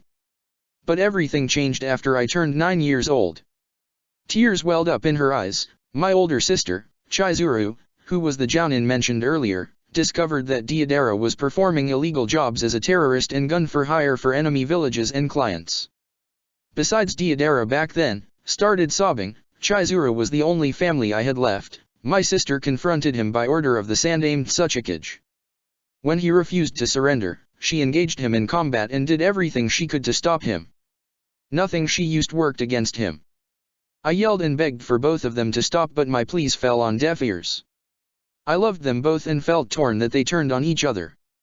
In the end, it turned out that my former sensei was toying with her the entire time during the fight. Deidara trapped and immobilized her with one of his clay clones and used a clay jutsu of some sort that demolished Chizuru's body from the inside, sobbed some more. I watched helplessly as she fell apart, and disintegrated, into nothing. After her death, Deidara said that my sister was a work of art and beauty that withered away like a decayed rose blown and scattered into the wind. I wanted to fight and kill him but I was too afraid to move, fearing that I would suffer the same fate as my older sister. Deidara then left me where I was as if I was yesterday's trash. My former sensei killed my sister in front of me and I was too weak to stop it from happening. Ryota just broke down and cried into Naruto's chest after recalling that horrific event. This was the second time Naruto saw Ryota cry, but her reasons this time were much different since last time she cried and begged Naruto for her death. How do I attract such people to myself? Naruto wondered while feeling Ryota embrace and cry into his chest. He saw that the kunoichi in front of him have been holding back a great amount of anger, sorrow, and hurt for quite a number of years and was only now letting it all go. He saw that Ryota's situation was much like Anko's. They both were betrayed by senseis they loved and regarded as family. Not knowing what else to do, Naruto just embraced Ryota and allowed her to cry. The kunoichi welcomed the embrace as she held Naruto closer to her. Ever since that day, Ryota continued, I trained myself as hard as I could to push myself to become stronger. I didn't want to look weak anymore. So I buried my hurt and sorrow, and replaced them with determination and my ambition to become the best I could be. That was why I wanted to defeat you so badly, Naruto-kun. I figured that if I could defeat the one who defeated Itachi, then I had a chance in beating and killing my former sensei. But every defeat by your hands only showed me how weak I still am. And now look at me, a kunoichi crying like a weakling. Crying is not a sign of weakness, Naruto said. All of us need to cry sometimes, even the strongest of ninjas. It's unhealthy to bottle so much negative emotions and not have an outlet. I'm happy that you were able to share this with me as hard as it was for you. A moment later, Ryota pulled away from Naruto and dried away her tears while regaining her composure and demeanor. I really needed that, Ryota said, thank you helping me get that experience off my chest. But for the record, let's not tell anyone back in Konoha about this incident. I have a reputation to keep up, you know. If you say so, Ryota, Naruto remarked, how about we go to Ichiraku and get us some ramen? It'll cheer you up. I suppose, she shrugged as she followed Naruto back to the village. A moment later. Naruto-kun, Ryota said as she stopped walking. Naruto turned to her and looked at her questionably before he stopped walking also. Yes. Thank you, Ryota said, for saving my life and standing up for me earlier. Don't mention it, Naruto grinned, you'd have done the same for me. It's not like I have a choice in the matter, Ryota remarked as she pointed to her neck that still had the choker seal on it. She lowered her hand and looked at Naruto, but you did, and you chose to save and protect me. And for that I'm truly grateful. You're welcome, Naruto smiled, now come on, I'm hungry for ramen. Ryota smiled and nodded as she followed Naruto back to Konoha. Later that evening. Naruto was by himself standing on top of the Hokage monument, typically standing on top of the head representing Minato Namikaze. He was deep into his own thoughts before he noticed Hinata and Ino approaching him. We thought we would find you here, Hinata said, breaking Naruto out of his train of thoughts. Naruto turned to see the two girls walking over to him. It wasn't long until they reached him. Did Kao-chan tell you girls I'd be here? Naruto asked. Ino replied, we didn't go to Tsunade-sama to find you. We know you enough to know that you often come here to think and clear your mind. We heard about what happened to Sasuke and Kakashi-sensei earlier, Hinata said, they're doing better now that Tsunade-sama healed them. Naruto nodded and turned to look at the village. The girls saw that Naruto had a lot on his mind, seeing that he wasn't as talkative with them as he normally is. What's on your mind, Naruto-kun? Ino asked. A lot more than I'd like, Naruto said. Being announced as the Namikaze clan leader brought with it both a blessing and a curse. The girls looked at Naruto questionably. Why would being made clan leader be both a blessing and a curse? Ino asked. How does that even make sense? It makes perfect sense, Ino-chan, Naruto replied. It's a blessing in that I'm now acknowledged as Yondaime's surviving heir and have been given privileges and responsibilities that many my age don't have. It's a curse in that all of my father's enemies and those that I myself have made will come after me despite the S-class rank I was given by this village and other hidden villages. I'm sure they'll use whatever means they can to get to me, turned to look at them, even if it means going after those I regard as precious people. The girls went over and stood by Naruto at his sides. Smiling confidently, Hinata said, in that case, we'll face them together. Even thought you have enemies, Naruto-kun, but you also have close friends and allies. That's right, said a third voice. The trio looked up into the trees to see Ryota sitting on top of one of the branches. How long were you there? Ino asked.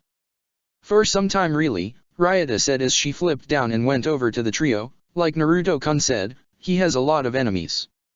Therefore someone has to step up and cover his ass. And you think you're the one for the job, Ino retorted. Ryota grinned, I don't think, I know.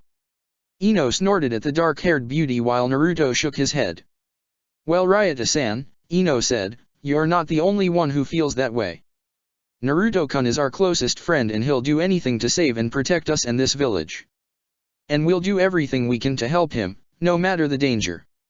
Hinata wordlessly nodded in agreement. Naruto was about to say something when, "Isn't this a sight to behold?" said new voice. The group turned to see Anko approaching them with her trademark smile on her face. "So this was where you were hiding at Yondaime Hokage," Anko said. "It's nice to see my favorite student being given private nursing sessions after a tough fight." "Whatever," Naruto snorted with a blush that appeared on his cheeks.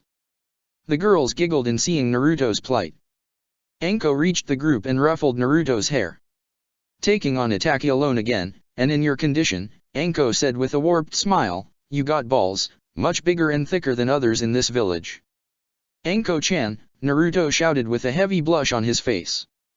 The Hinata and Ino were blushing crimson also after hearing the twisted and perverted remark Anko made. Ryota simply shook her head slightly. "In any case," Anko said, "I doubt Itachi and Kisame will try their luck again anytime soon. But when they do, we'll be ready for them." "I'm sure we will," Naruto agreed before turning back to look at the village. Hinata, Ino, Anko, and Ryota stood by Naruto as they gazed at the village together. Secretly, each of the four females made a promise in their hearts to always be there for Naruto and stick by him, knowing that Naruto would help and protect them as well.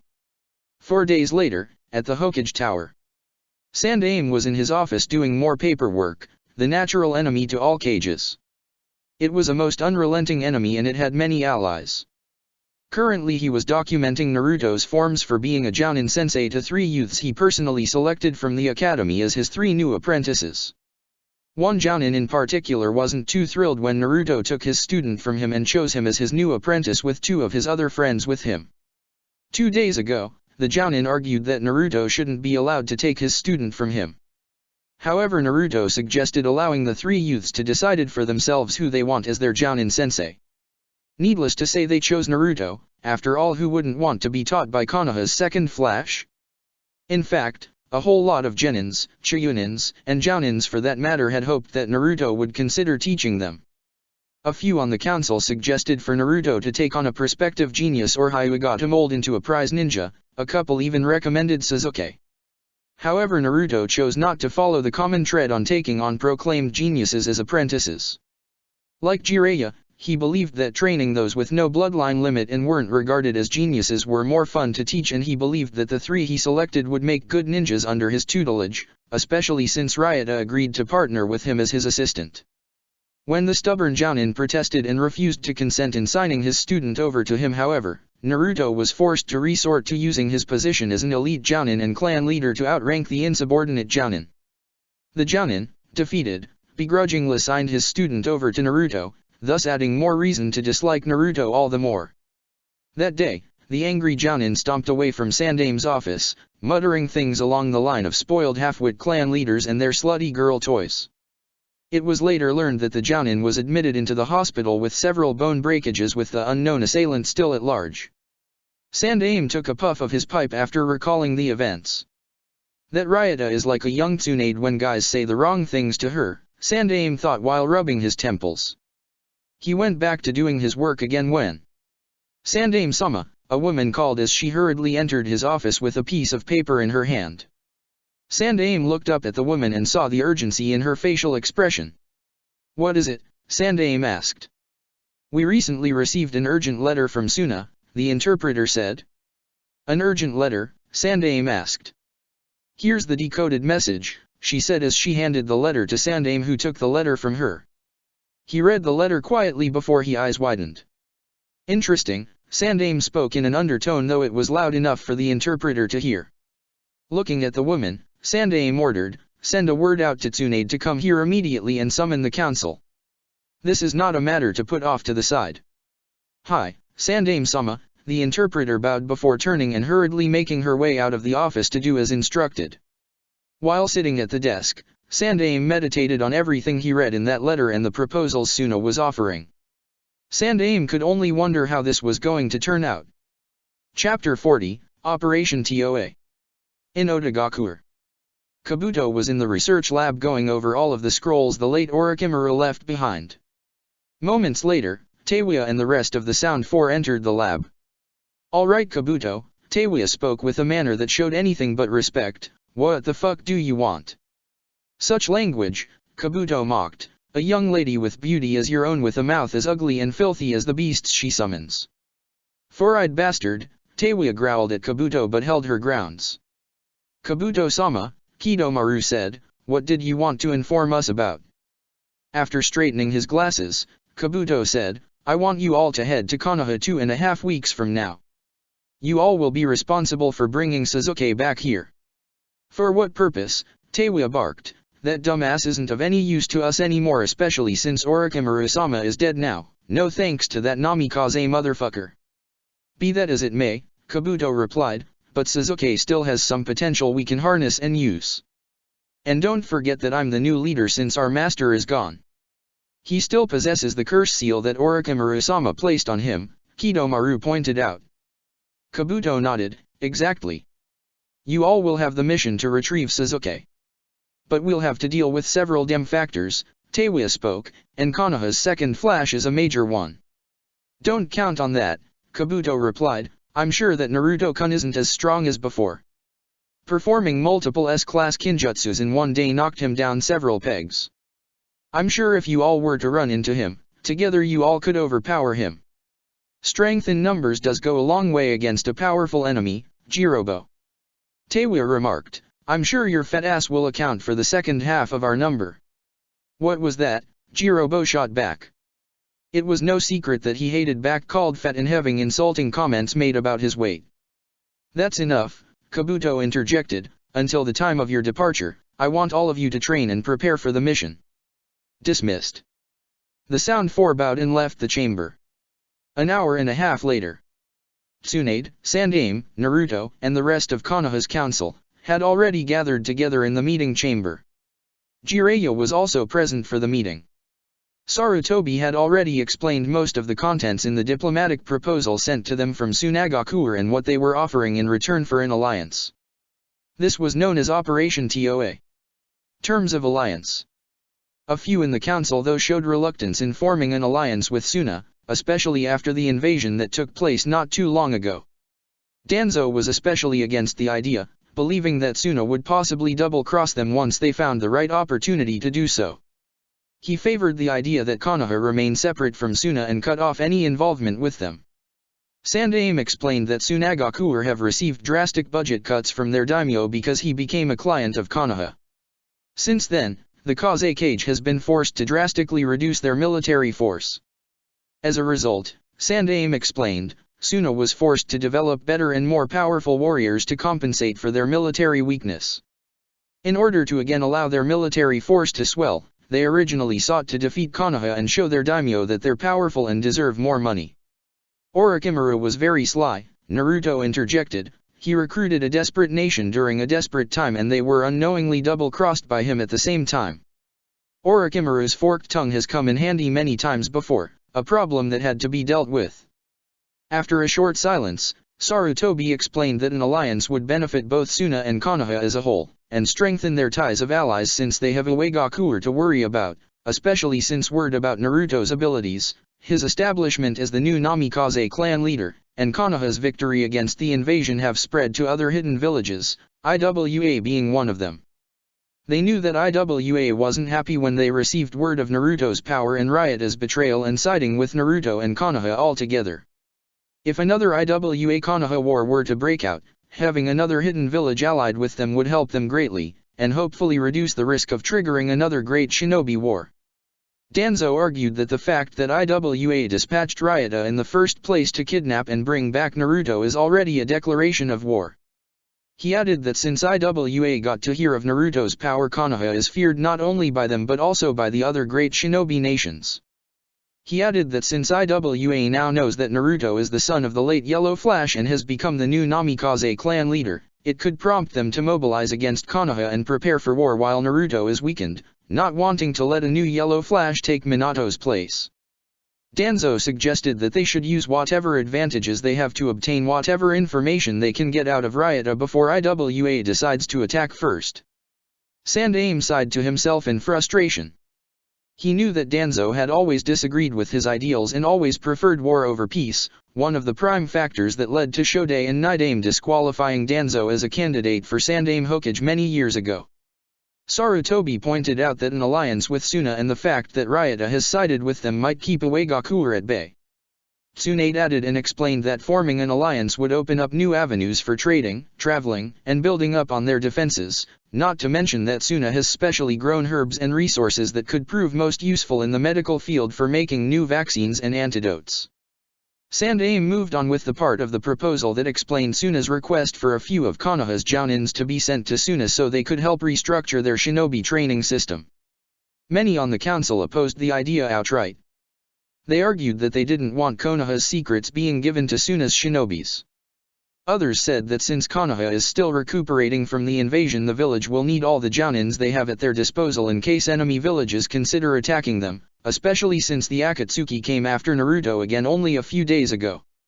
Naruto countered by explaining that regardless of the Akatsuki that he can still handle himself and will have Jiraiya, Kakashi, Ryota and Anko around to help watch his back. He also added that having Konoha shinobis restructure Suna's training system would in fact benefit both Suna and Konoha. He pointed out Sandaime's earlier words about how Sunagakuer received huge budget cuts and how Suna was forced to develop better and more powerful warriors to compensate for their military weakness.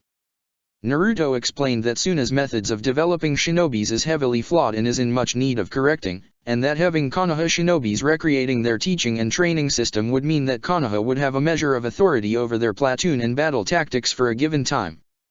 And in training Suna's shinobis, Konoha would have a better understanding of Sunagakuer's terrain and territory, thus being capable of developing strategic battle plans against enemy forces that would seek to attack Suna and Konoha ninjas in that location. Hearing that served to cool off many objections as the council members found Naruto's words rather plausible. "You'll make a great Hokage one day, Naruto," Sandaime thought admirably as he saw how Naruto handled the situation and quickly end the dispute. After that the part of the deliberation was done, Sandaime moved on to another major factor of the alliance. In solidifying the proposal of the alliance, Sandaime said, "Sunagakuer is offering Subaku no Tamari to be betrothed to one of our village's top ninjas." "Let me get this straight," Danzo interjected. "Suna not only desires to form an alliance with us but they also seek to solidify this by marrying the daughter of their late Yondaime Hokage to one of our ninjas? I can arrange a list of promising potential males whom this Tamari can be betrothed to." "Not just any Konoha shinobi, Danzo," Sandaime said before taking a puff of his pipe. "They proposed that they offer and betroth Tamari to a promising ninja and clan leader. To be more specific, Tamari is being offered to you, Naruto." "What?" Naruto said with widened eyes. "Are you serious?" "Very serious," Sandaime said. Naruto was about to give a reply when the daughter of their late Yondaime Hokage, Shivi said, "wedded to the son of our late Yondaime Hokage.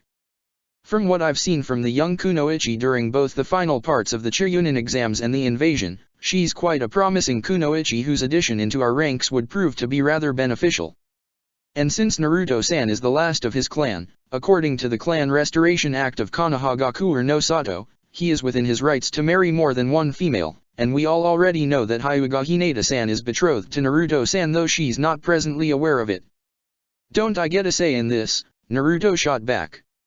Jiraiya was standing in the back snickering to himself at what Naruto was being told. "Gaki," Jiraiya mentally snickered with a mischievous smile, "you have no idea what a privilege you're getting." "Naruto," Koharu interjected, "a marriage alliance between you and Tamari could serve to strengthen ties between our nations. After all, weren't you the one who volunteered to help Gaara the Sunajin hierarchy? And it was because of your very actions that led to Gaara, his siblings, and many of Suna's forces joining our side during the invasion." "Naruto," Homura added, "you were the one in fact who initiated this alliance, and you did so with Gaara by offering your services to help him and advising them not to be part of the invasion. Having both you and Gaara on our sides has proven to be a great benefit in preserving and saving Konoha from Orochimaru's attack. And from what we were told, Gaara and his siblings hold you in very high regards and admiration. It would be insulting if we were to betroth the daughter of their late Hokage to some random Konoha shinobi or citizen. And none of the male genins or Shikamaru is fitted for this privilege. Nothing personal toward your son Shikaku," Shikaku shrugged with a bored expression, "but we strongly believe that Naruto is the best person to have Tamari betrothed to, especially since she also will serve as a liaison for Suna though she will be registered as a Konoha Kunoichi." Naruto smacked his hand to his face. This was more than what he was bargaining for. He took the time to process the information while seeing the points Koharu and Homura were making. Naruto, Sandaime spoke, you're the only person in Konoha who can relate to Gaara on levels no one else can, especially since you yourself are a Jinhuriki. Temari, who lived with Gaara all his life, would have the capacity to empathize with you. Plus, the young girl has already expressed feelings of fondness for you. Tsunade and I were there to eyewitness this at the hospital while you were recuperating. In truth, Naruto, she sees you just as how Hinata and Ino see you. And you yourself have told us many times that those were the qualities you're looking for in the potential wives you seek to marry into your clan, yes. Once again, Naruto's own words and actions were being brought up to his attention, and there was no way for the blonde-haired shinobi to refute them. There was a moment of silence in the meeting chamber as all eyes were now on Naruto, who looked to be deep in thought. After a pregnant silence, Naruto looked up at everyone and said, "You're right. I did make those exact proclamations as to what kind of females I wish to marry, and I must live by my words. And as you know, I never go back on my word. I agree to the betrothal." Sandaime smiled and nodded while Jiraiya giggled at the thought of Naruto having some girl fun with hot-looking kunoichis, more ideas for his books. And speaking of Jiraiya's books, his new special rare golden edition, Ika Ika Paradise, the Paradisiacal Forest Ninja, was now on the market. Jiraiya credited his inspirations and ideas to Naruto's appearance in tiger skin loincloths and the females' reactions to his then new appearance during the preliminaries. Kakashi was practically first in line to buy the new rare books before they ran out. To the copycat ninja's delight, the book was autographed and thick. He knew he was in for a good read. And Sandaime had his own personal copy safely hidden so Kano Amuro wouldn't find it. Jiraiya, in gratitude to Naruto for covering for him and not exposing to Tsunade about him exploiting Naruto's circumstances during the preliminaries, gave Naruto a free personally autographed copy of his new book. Naruto, like Sarutobi, made sure the book was safely hidden in his mansion. Tsunade frowned upon seeing the look on Jiraiya's face, and she knew what was going through his mind. She sighed to herself while keeping herself under control. After the next 3 hours, they discussing the notion of forming an alliance with Suna. In a long deliberation, the council decided and agreed in discussing terms of an alliance with Suna. Tsunade had ordered the dispatching of Suna's messenger hawk back to them, carrying a message stating the agreed and adjusted terms of the alliance. The following day, the council received the messenger hawk and the message it carried with it. Baki and the council members discussed Konoha's terms and agreement in details. After a few hours, the council agreed to the terms and dispatched their messenger hawk to Konoha again stating their agreement. Later that day, Temari sat in the waiting room while waiting for the Suna council to call her in. The peace negotiations had proceeded rapidly between Konoha and Suna. She was told a few days ago that she was going to serve as a liaison between the two nations, and now she was waiting to find out what further conditions the alliance entailed. What was on her mind was her father's memorial, along with the memorial for all the other fallen ninjas that was only a few weeks ago. That had been draining enough, but the realization that her own father had been dead for some time without her or anyone else's knowledge of it was a shocking bit of news. She hoping to see things mended between them all. Although things had been on edge for years between them after her father became the Kazekage and made her look after Gaara, he was still her father. Now she was the oldest in the family looking after Kankuro and Gaara. To say she was distracted wouldn't be exaggerating the circumstance. Moments later, Baki motioned her into the council room, and it took a couple of minutes for them brief her on what was going on. After their lecturing kicked in a calm voice Temari said, "So in short, I'm being sent to Konohagakure to marry a Konohanin as part of the treaty and to serve as a liaison between both Suna and Konoha, with this being my final mission as a shinobi of Sunagakure." Baki sighed and addressed his soon-to-be former student, "Yes. However, you won't be going as a genin."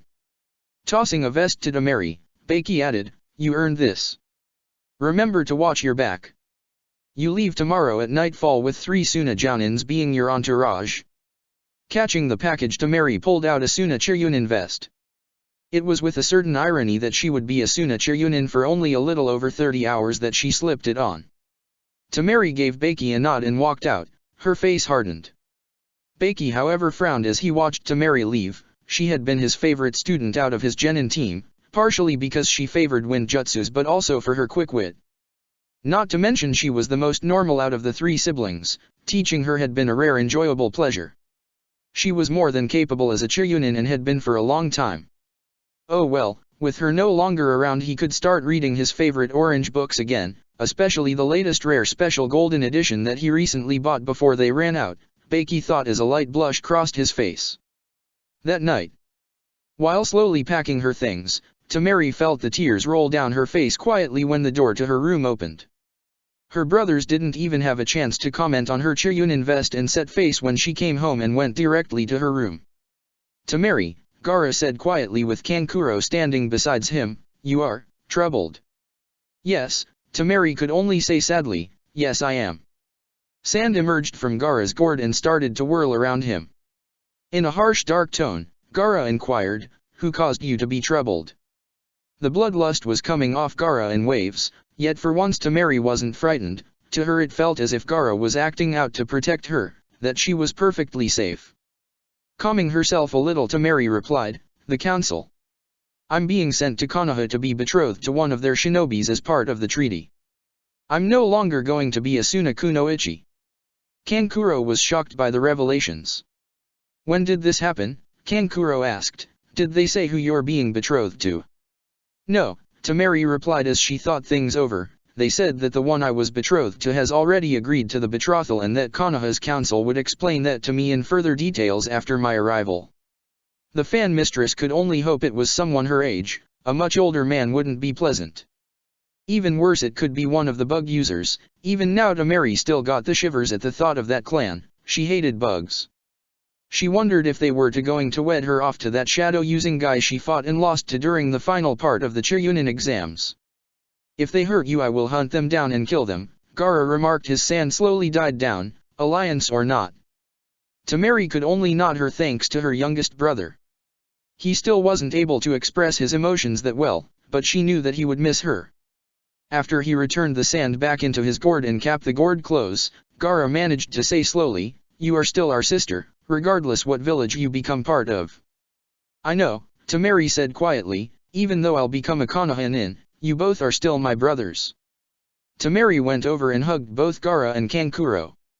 First, she lost her mother, then her uncle, recently her father, and now she was being taken from her younger brothers. Sure, the council told her a few days ago that she was going to serve as a liaison between Suna and Konoha, and she was just promoted to Chiryunin. However, she never expected to be betrothed to a Konoha ninja as part of the alliance. Just when she thought things could start looking up for her and her siblings, she was now called upon to sacrifice everything she has in Suna to become a citizen and shinobi to a foreign nation. It was as though her family was being broken apart piece by piece. A few more tears fell down her face from the thought of not being able to stay close by her younger brothers whom she would dearly miss. The following night, Temari stood in front of the main entrance that led the way into and out of Suna. All of her belongings were packed and ready to go. Gaara, Kankuro, and Beiki came along with her to see her off with their 3 jounins to escort her to Konoha safely. "I guess this is it," Temari said while trying to control her emotions. Kankuro didn't want to show it, but he was already starting to miss his older sister. He could only hope that whomever she was to be betrothed to was someone who was not only a capable ninja but someone who'll treat his sister kindly. Kankuro embraced Temari in a hug that felt as though it would be their last. "Take care of yourself, sis," Kankuro said wholeheartedly. Temari gave a sad smile and nodded before turning her attention to Gaara. The red-haired Jinhiriki looked at his sister with a mostly neutral expression that showed some signs of emotions. Temari. Gaara didn't know what he could say to Temari. He never had to do anything of this nature before, and quite frankly he was at a total loss for words and expressions. "I understand, Gaara," Temari assured as she hugged her brother. "Remember your promise to find precious people to protect and make you strong as your way to prove you exist." "You, Kankuro and Beiki-sensei are one of my precious people," Gaara replied quietly. Hearing those words made Temari hug Gaara tighter. Gaara returned the embrace before both siblings released their hold on each other. Turning to Beiki, the jounin looked at the teenage fan mistress and said, "Temari, having you as my student was both a privilege and pleasure.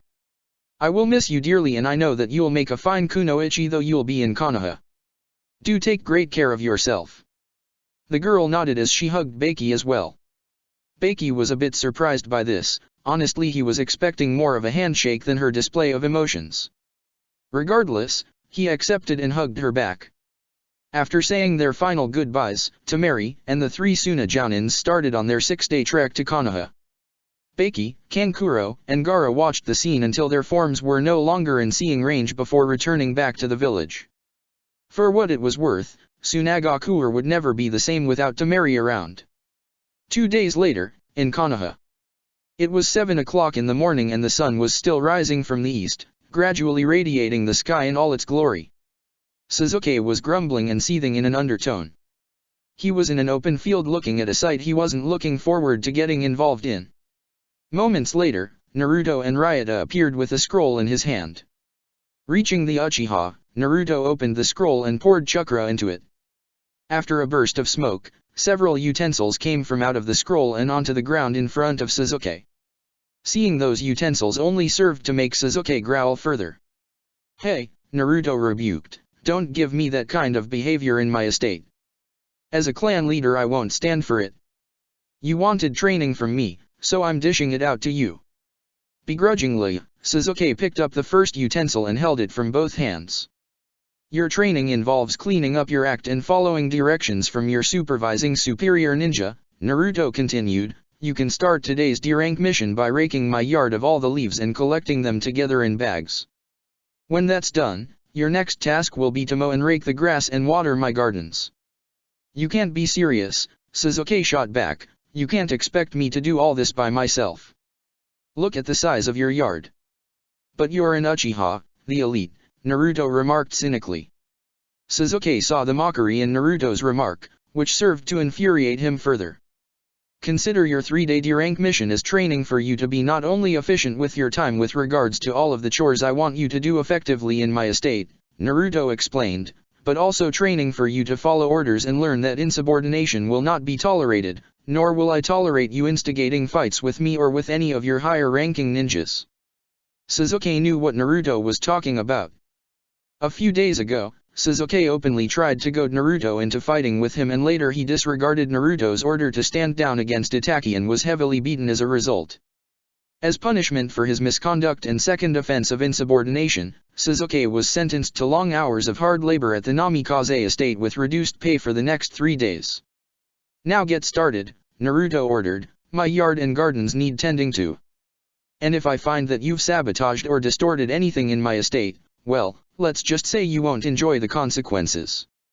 And just so that you don't try a fast one on me, I'm stationing Ryota to keep an eye on you." "What?" Ryota objected. "How come I'm stuck with the babysitting job?" "Be happy that's all I'm making you do for the next 3 days, Ryota," Naruto stated. "Consider this your D-rank mission. Your temper already caused me enough trouble, and no thanks to it, I'm stuck cleaning up the mess you made." "That stupid-mouthed Jounin had it coming to him," Ryota shot back. "Whatever," Naruto retorted, "don't let it happen again. It's bad enough the villagers are still weary of your backgrounds and fear the idea of accepting you as one of our own." Ryota snorted, "Who gives a damn? I don't need the approval of those senseless idiots to know what I'm worth as a person." Naruto sighed as he shook his head. Returning his attention back to Sasuke, Naruto said, "In any case, you both can start your missions. Now if you both will excuse me, I have a little business to attend to." With that done, Naruto turned and walked off from Ryota and Sasuke. The raven-haired Uchiha was fuming in rage at the blonde. He found his predicament both demeaning and humiliating. "This is degrading," Sasuke sulked. Sasuke, the last of the great Uchiha clan, a prodigy, reduced to the level of a clean-up boy for the Namikaze clan, what a waste of my talents and clan legacy." "Come on, Sasuke," the Ryota said with an annoyed tone with her arms crossed, "we don't have all day. The sooner and efficiently you get the job done, the sooner I can be relieved of babysitting your stupid ass for the day." Growling, Sasuke got to work on cleaning the Namikaze yard and gardens. He knew he wasn't leaving the estate anytime soon. Meanwhile, while Sasuke was doing his D-rank mission, Naruto went into his mansion and to one of the 6 bedrooms he selected for Tamari. Though Naruto didn't say it however, he was partly using Sasuke's 3-day D-rank mission in his estate as a way to prepare for Temeri's arrival. He went into the other bedrooms and made sure everything was in tip-top shape. He knew that in time Hinata would be living in his estate as well, along with a few other females of his liking, and he already knew whom those few were going to be. After checking around his mansion, Naruto went to train for the next 3.5 hours before he went to visit Ebisu at the hospital. Needless to say, it was another headache Naruto had to deal with. Though Naruto apologized to the Jounin for the trouble Ryota caused however, the blonde spent the next 20 minutes receiving verbal fire from the hospitalized Jounin though the blonde remained calm and reserved. Naruto knew that it was Ebisu's own hard-headedness and derogative remarks about both Naruto and Ryota that resulted in the condition the Jounin got himself in. To silence the Jounin, Naruto told him that he was lucky that the derogative remarks he made didn't reach Tsunade's ears, otherwise he'd have been forced to resign as a shinobi, that is if he actually survived the vicious brutality Tsunade would have inflicted on him. Hearing Naruto's warning was more than enough to silence Ebisu. Seeking to fix things in whatever way possible, Naruto made a new deal with Ebisu. Naruto promised that he'll allow Ebisu to entrain the three youths on several occasions and to top it off, the blonde promised Ebisu that he'll give him his personal autographed copy of Jiraiya's new special golden edition of Ika Ika Paradise. Though Ebisu was still sore about what happened a few days ago however, what Naruto was offering served to steam off his anger and some of his resentment of him. So long the Jounin got to train Kano Amaru on occasions and got that very rare book autographed by Jiraiya personally, Ebisu accepted, especially since he didn't make it in time to buy the book before they ran out. Naruto though asked him not to show unfair favoritism towards Kano Amaru during the days he'd let him teach the boy and his two friends. There were a few however who argued that Naruto himself was showing unfair favoritism in taking Kano Amaru and his two friends and training them himself. This annoyed Naruto to no end that those people were giving him that big of a headache, knowing fully well that those who were making those accusations had wanted Naruto to train their kids instead. Naruto though had his own reasons as to why he chose Kano Amaru, Mogi, and Udon, and he argued that the trio would continue to attend the academy and take the final exam like all the others and pass with flying colors while having their training with him and Ryota and occasional training with Ebisu. Naruto had left the hospital and went to his favorite ramen stand and ordered a pork ramen. Sitting where he was, Naruto ate his bowl of ramen while trying to ease his mind of his problems. Sometimes I wish I was a normal teen with an ordinary life, Naruto sighed to himself after recalling all the problems he had to fix and the strings he had to pull in order for things to get back in track and getting as many people as he could off his back. Earlier he learned from Tsunade that 3 Jounins were of Sandaime and her choosing were dispatched to Suna a few hours ago after their long briefing yesterday. Who knows when they'll return, Naruto thought to himself. Naruto-kun, Ayame said as he looked the stressed look in Naruto's face, are you alright? Peachy, Naruto answered. Ayame didn't look convinced, you seemed troubled. Wanna talk about it? Not really, Naruto replied, I'd rather not burden you with my problems. As Shikamaru would put it, it's just troublesome. Ayame was about to persist in getting Naruto to speak out his frustration when... Hey Naruto, a feminine voice called out. Naruto and Ayame turned to see Sakura approaching them. Sakura, Naruto greeted, what's up? I learned from Kakashi-sensei that you refused to give Sasuke-kun any special training yet you chose Kano Amaru and his 2 friends from the academy for training, Sakura pointed out, those 3 brats aren't even genins yet. So what of it, Naruto remarked, what's it matter to you? Why did you refuse to teach Sasuke-kun, Sakura asked. But I am teaching Sasuke, Naruto replied, and as we speak he's getting a crash course in cleaning up his act and following directions through long hours of hard work, something that would even inspire and move Lee and Guy to tears. Doing D-rank missions in your estate doesn't count as training, Sakura retorted. It does when a subordinate learns to follow orders from his superior on a matter that could save his life, Naruto countered. Sasuke-kun came to you and asked for your training so he could become stronger, Sakura said, wasn't the idea of teaching and helping Sasuke-kun to become stronger appealing to you? Does Sasuke find the idea of training with you to help you better yourself appealing, Naruto countered, I lost count on the number of times you tried flirting with Sasuke so you could get him into training with you. Sakura was taken aback by the statement/observation, but persisted, we're not talking about me Naruto. We're talking about why you won't give Sasuke-kun special training and instead giving it to 3 academy youths who aren't even genins yet. To be honest, Naruto shot back, I would have possibly considered training Sasuke in something useful, however he failed a test I gave him. And what test was that? Sakura asked.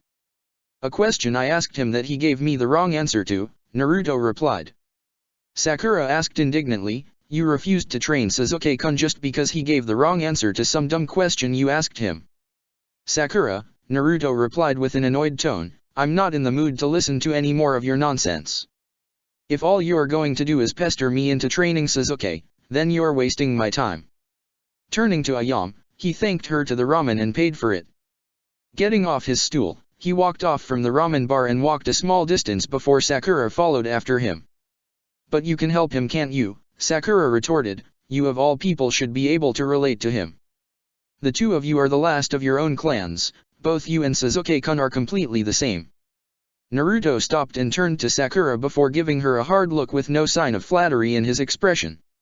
Sakura felt an arctic chill run down her back upon feeling the harsh aura Naruto gave off. She cringed from the feeling she felt from it. Sasuke and I are not the same, Naruto made clear in a deceptively calm voice. Though Sasuke lost his clan and family because of what his deranged older brother has done, however, neither you, nor Sasuke, nor anyone else can begin to understand what I suffered when I was forced to fight my own ancestors who were brought back to life by a traitorous Sannin for the cruel and twisted purpose of destroying their family and everything they gave and sacrificed their lives for in building and protecting Konoha. My ancestors and family, the people who built this village, were dishonored and shamed by a traitor of our own village who desecrated their legacies. I had to forfeit my life to seal away my own ancestors and get back the honor Orochimaru stole from my family. And reviving life back into my body after performing that Kinjutsu Oji was not without personal cost. The memory of what I've done is a burden I have to live with and carry to the grave. This is something that no one can possibly begin to understand. Sakura was brought to tears upon hearing what Naruto was telling her. Naruto stayed quiet while keeping his composure in check while Sakura wiped her tears away. I'm sorry, Sakura apologized before sobbing, I didn't mean to offend you, Naruto. Naruto calmed himself before speaking again. All is forgiven, Naruto said, but tell me, Sakura, what purpose do you fight for and who in your life now is precious to you? Sakura was caught off guard by that question. She looked at the blonde and saw that the look in his face showed that he wanted her to answer the question honestly. She thought for a couple of moments before giving Naruto a reply.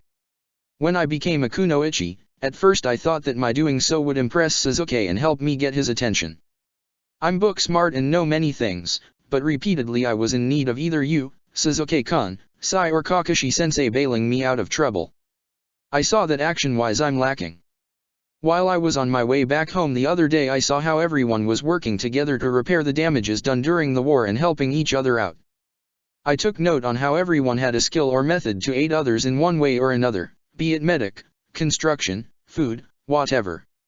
I saw how no one was trying to be a liability to each other or to those helping them. I felt like a liability to my team and wondered what I could do to improve myself and be of more use to my teammates and everyone else. I realized that if I'm to be able to help and protect my mother, my team, Kakashi-sensei, my friends, and everyone else in Konoha, I first had to improve myself and become stronger than I am now. I would have to work harder and do all that I could in order to become a more capable ninja for our village. I'm tired to being weak in front of everyone because my inability to be better in helping everyone. I want to become stronger so I can help protect Konoha and everyone else who would come to us for help and protection. And that was the test Sasuke failed to pass, Naruto said after hearing Sakura's explanation, causing the young girl to look up at him. Calmly, Naruto continued, Sasuke sought me out with the sole thought that I would be his ticket to power. When I asked him the same question I asked you a moment ago, his only reply was so that he could kill Itachi and then rebuild his clan. He gave no mention of self-sacrifice or using that power for the benefit of protecting his team, his sensei or fellow citizens of our village or anyone else who would have been in need of his help. I refuse to teach and train those who'll only use my teachings to satisfy their thirst for vengeance and superiority complex. Sasuke's level presently is only low Chunin because of his decent taijutsu, katonjutsus, weapon and trap making skills. because he has always been told he was a genius. However, this led him to overestimate his true abilities. His wish to use his clan's fame as a reason for why he should be better than everyone else also causes him to never truly mature, and it doesn't help that he takes his brother's words to heart about how hatred makes a ninja become stronger. Itachi has a reason why he resorts to using hatred to become stronger, as he believes it to be. From what Jisun and Ero Jisun told me some time ago, Itachi hated how in the ninja world the only ones who are truly expected to become strong are those that come from clans, preferable those with a bloodline. While this may be common thinking of the average ninja, it's in no way true, as those from these clans seem to agree with the very people they think they're greater than. The Uchihas were one clan that seemed to take this false knowledge to heart, as they relied too heavily on their bloodline. Itachi was livid because all his talent and skills were only acknowledged because of what clan he came from, and as the Uchiha prodigy, which he hated even more as the power his clan is famous for remains in the past, where the only legacy left is their bloodline, where he tries to gain abilities that are above his clan's limitations. Sakura remained ever quiet as Naruto continued. Sasuke says he wants to rebuild his clan, but so far he's shown no actual steps in proving to anyone in this village that rebuilding his clan is his priority. And so far, all I see is Sasuke rebuilding his clan on bloodshed and hate. Such a clan will not last with a corrupt foundation, and Itachi's history can testify to that. As much as I would like to help Sasuke in the manner you desire, Sakura, Naruto said, I can't help anyone if they themselves are not willing to take the first steps to change and improve themselves first with constructive and beneficial goals. That was a lesson that Niji learned, and from what I've heard from Hina-chan, both her and Niji started mending things with each other and became friends. Inari and his family found their village and people as precious, and eventually they and their people came together to change and protect their homeland, a power that overwhelmed Gato and his goons, which we and the others have seen firsthand. Sakura remained silent as she listened to everything Naruto was telling her. She knew that Naruto was very smart for his age, but she also saw once again that he had much maturity and wisdom for his age. If Sasuke truly wants to become strong like you want to be, Sakura, and as you want him to be, then he needs to learn to let go of his hate and desires for power and vengeance, and find something or someone he regards as precious to him and seek to protect that which he cherishes with everything he is. Only then will he have discovered a strength that no amount of jutsus or hate could surpass. Saying all he had to say, he left Sakura with a lot to think about. Check the description for the links to the author.